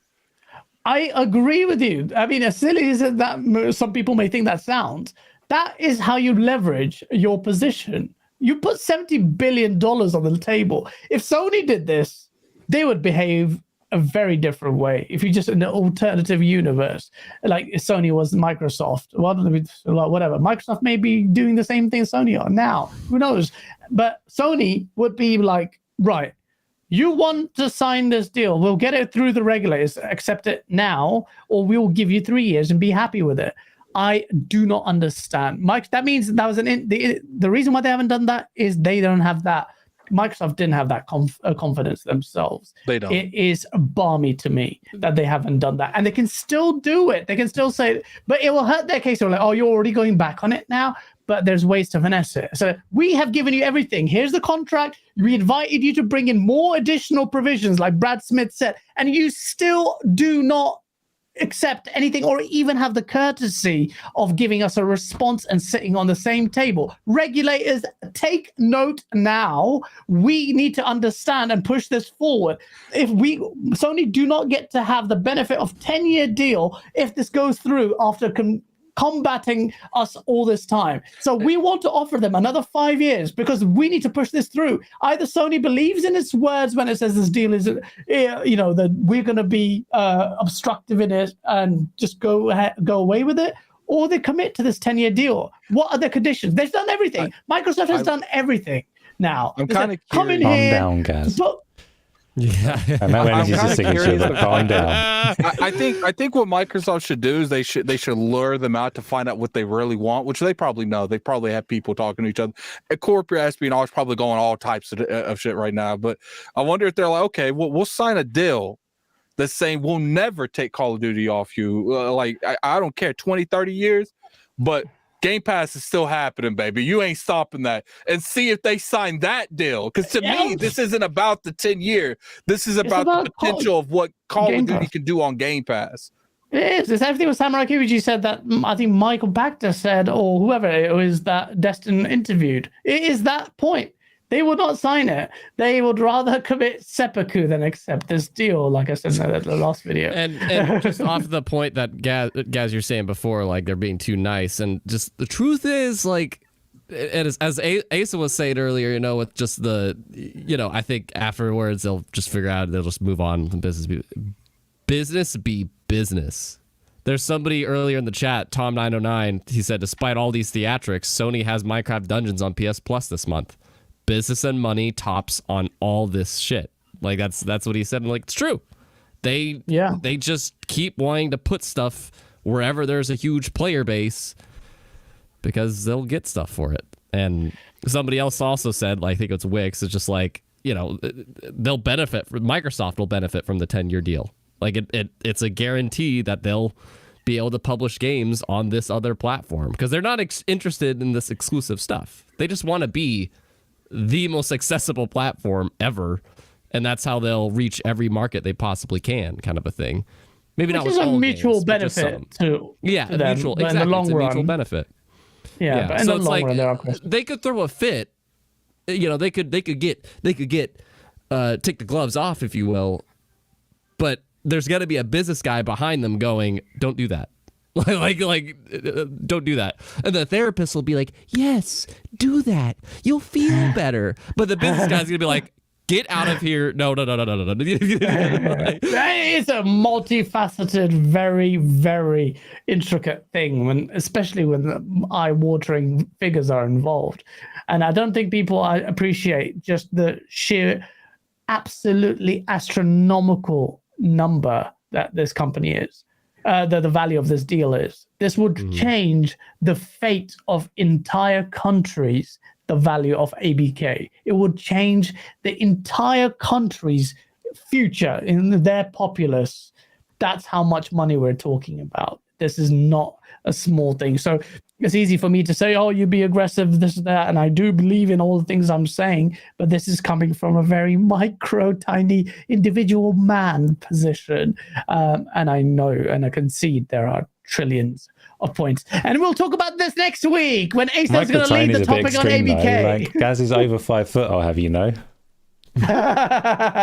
Over 5 foot. That could be anywhere, ladies and gentlemen. Over 5. I like that. And ladies and gentlemen, on that note, we've had an excellent show. I hope you have had it too, chat. Smash that like button if you enjoyed the chat. It is goodbye time. But before we do that, we have to give these lovely gents time to do their outros. KBG, it's always the one who always smiles the longest, who has to be under the gun. Boom. There you go. You keep it. You did the intro. You should do that. You know what? Actually, I'm being serious. You're going to outro everyone out here till the end. Ladies and gentlemen, Tony Akami is going to... Tony Akami, that's the wrong Tony. Samurai KBG is going to... Tony Akami, he's going to love this. Shout out to him in the chat if he's there. Tony. What do I outro myself with? Okay, since I'm the host now, whatever, I'm just gonna say, by the way, chat, I hope, let me know if you popped off for the announcement of Budokai Tenkaichi 4 for Dragon Ball Z. That was announced Monday, and we didn't talk about it, but Twitter blew up. That's a sequel that we haven't gotten for 16 years. So let me know in the chat if you saw that, Budokai Tenkaichi 4. Holy shit. But anyways, was that English? Yes, it was. But yes, we're going to head out now. And Addict, thank you very much for being here. What are you working on? Anything you want to share with the audience that you're playing? And feel free. Final thoughts and plugins. Hey, I appreciate the invite. I like this host better. He's calm. It's nice to come on and talk about games. Definitely follow me on the YouTube channel, Gaming Addict. You can catch me tomorrow, 1 p.m. on the Iron Lords podcast with, I'm sure King is. I ain't gonna even try to control King tomorrow. I just don't got the mental capacity right now. I know he about to be in his bag, and that's fine. I'm gonna just sit there and eat. I'm gonna eat while I listen, and we all gonna listen for the first time because I don't know what he's gonna say. We got 401 people. Hit that like button. You got 276 people, 400 people in here. We're gonna need that to 300, man. I think that's Smash safe. It. I think that's safe. If it's 300, guys, do some cartwheels in his house. Let's get that going, man. 300. Let's do it. Oh, no space for cartwheels. Good job. Thanks for being here, Addict. Asa, thank you for keeping the lights on and running this show. Anything you are going to be playing soon with your VR jogging and killing people with your sword? Yes, exactly what you just said. Thank you, Tony, for taking over the hosting. I prefer you as well. Everybody prefers Tony. Guys, you've done a fine job week in, week out, but it's nice to have some relief. You were getting a little bit agitated there, so Tony stepped in and taken the reins and done a great job on the outros. Yeah, I'll be on the VR. I love the VR. I was playing Robo Recall today, which was it's like a 6-year-old game. It's like the dawn of good virtual reality games, and it's still brilliant. I love playing that. I'll be getting through Horizon Call of the Mountain and some other VR games in the coming weeks. Tomorrow, though, I'm going to play something Pancake. Don't know what, but I'll stream something on a nice flat screen so I can have those conversations. Thanks, Tony. I loved it. Yeah, glad you have ran the show great. Gaz, what you doing? Anything else the audience can expect from you? And tell us how it's been on the show today. I loved being here. Thank you for the invite. It was a lot of fun. This is the best podcast. This is the best podcast. Thank you so much for. I'm so honored. I'm so lovely. I'm so. You look so sexy. Don't be so aggressive, guys. Damn it. Thank you, Tony.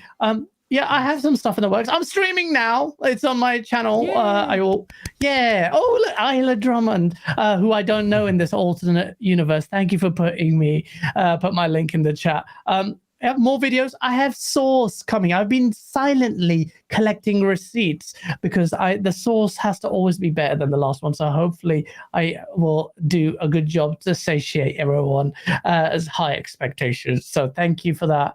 And thank you for everyone. And the super chats are generous and really good. And RDX Son of Fet, who I'm just doing your job for you, with Terminator Shredder coming to COD this month. So shout out to him. Shout out to everyone. Thank you, KBG. I had a great time. Great. Good. We all had a great time, Gaz. Thank you very much for I'm the actual host. This is actually secretly an episode of Codename Good Game the whole time. Now just final words from me. It's just been great to be on here. It's always good to talk with you guys. I know things can kind of derail or whatever, but I'm still here. I admit I got one round of Fall Guys in with the technical stuff came in. Did you? I didn't even know. I did. I was. But still, it's been great. And if you don't know who I am, even though I've been on the show like 8 times now, we should count that actually. Been on a lot. But yeah, Samurai Kibuji, just Google that. West Side Otaku, we just had the best, one of the best episodes of My Hero Academia today. I have an anime channel, West Side Otaku. Did a spontaneous video about that. I saw somebody in the chat is like, are you the one that created that Xbox has no games Infinity War meme video? Yes, I am. And so that video blew up. And next week, I actually am going to be talking about why Xbox and PlayStation's marketing is completely different. So if you want to tune into that, check that out next week. Should be up either Tuesday or Wednesday, maybe. And yeah, go play whatever you're playing. Have fun with it and just enjoy it. And enjoy games. And until next time, thanks for being here. This is GameOnDaily. And Mr. Tony Samurai Kibuji, the true host of the show, signing out. Everybody applaud.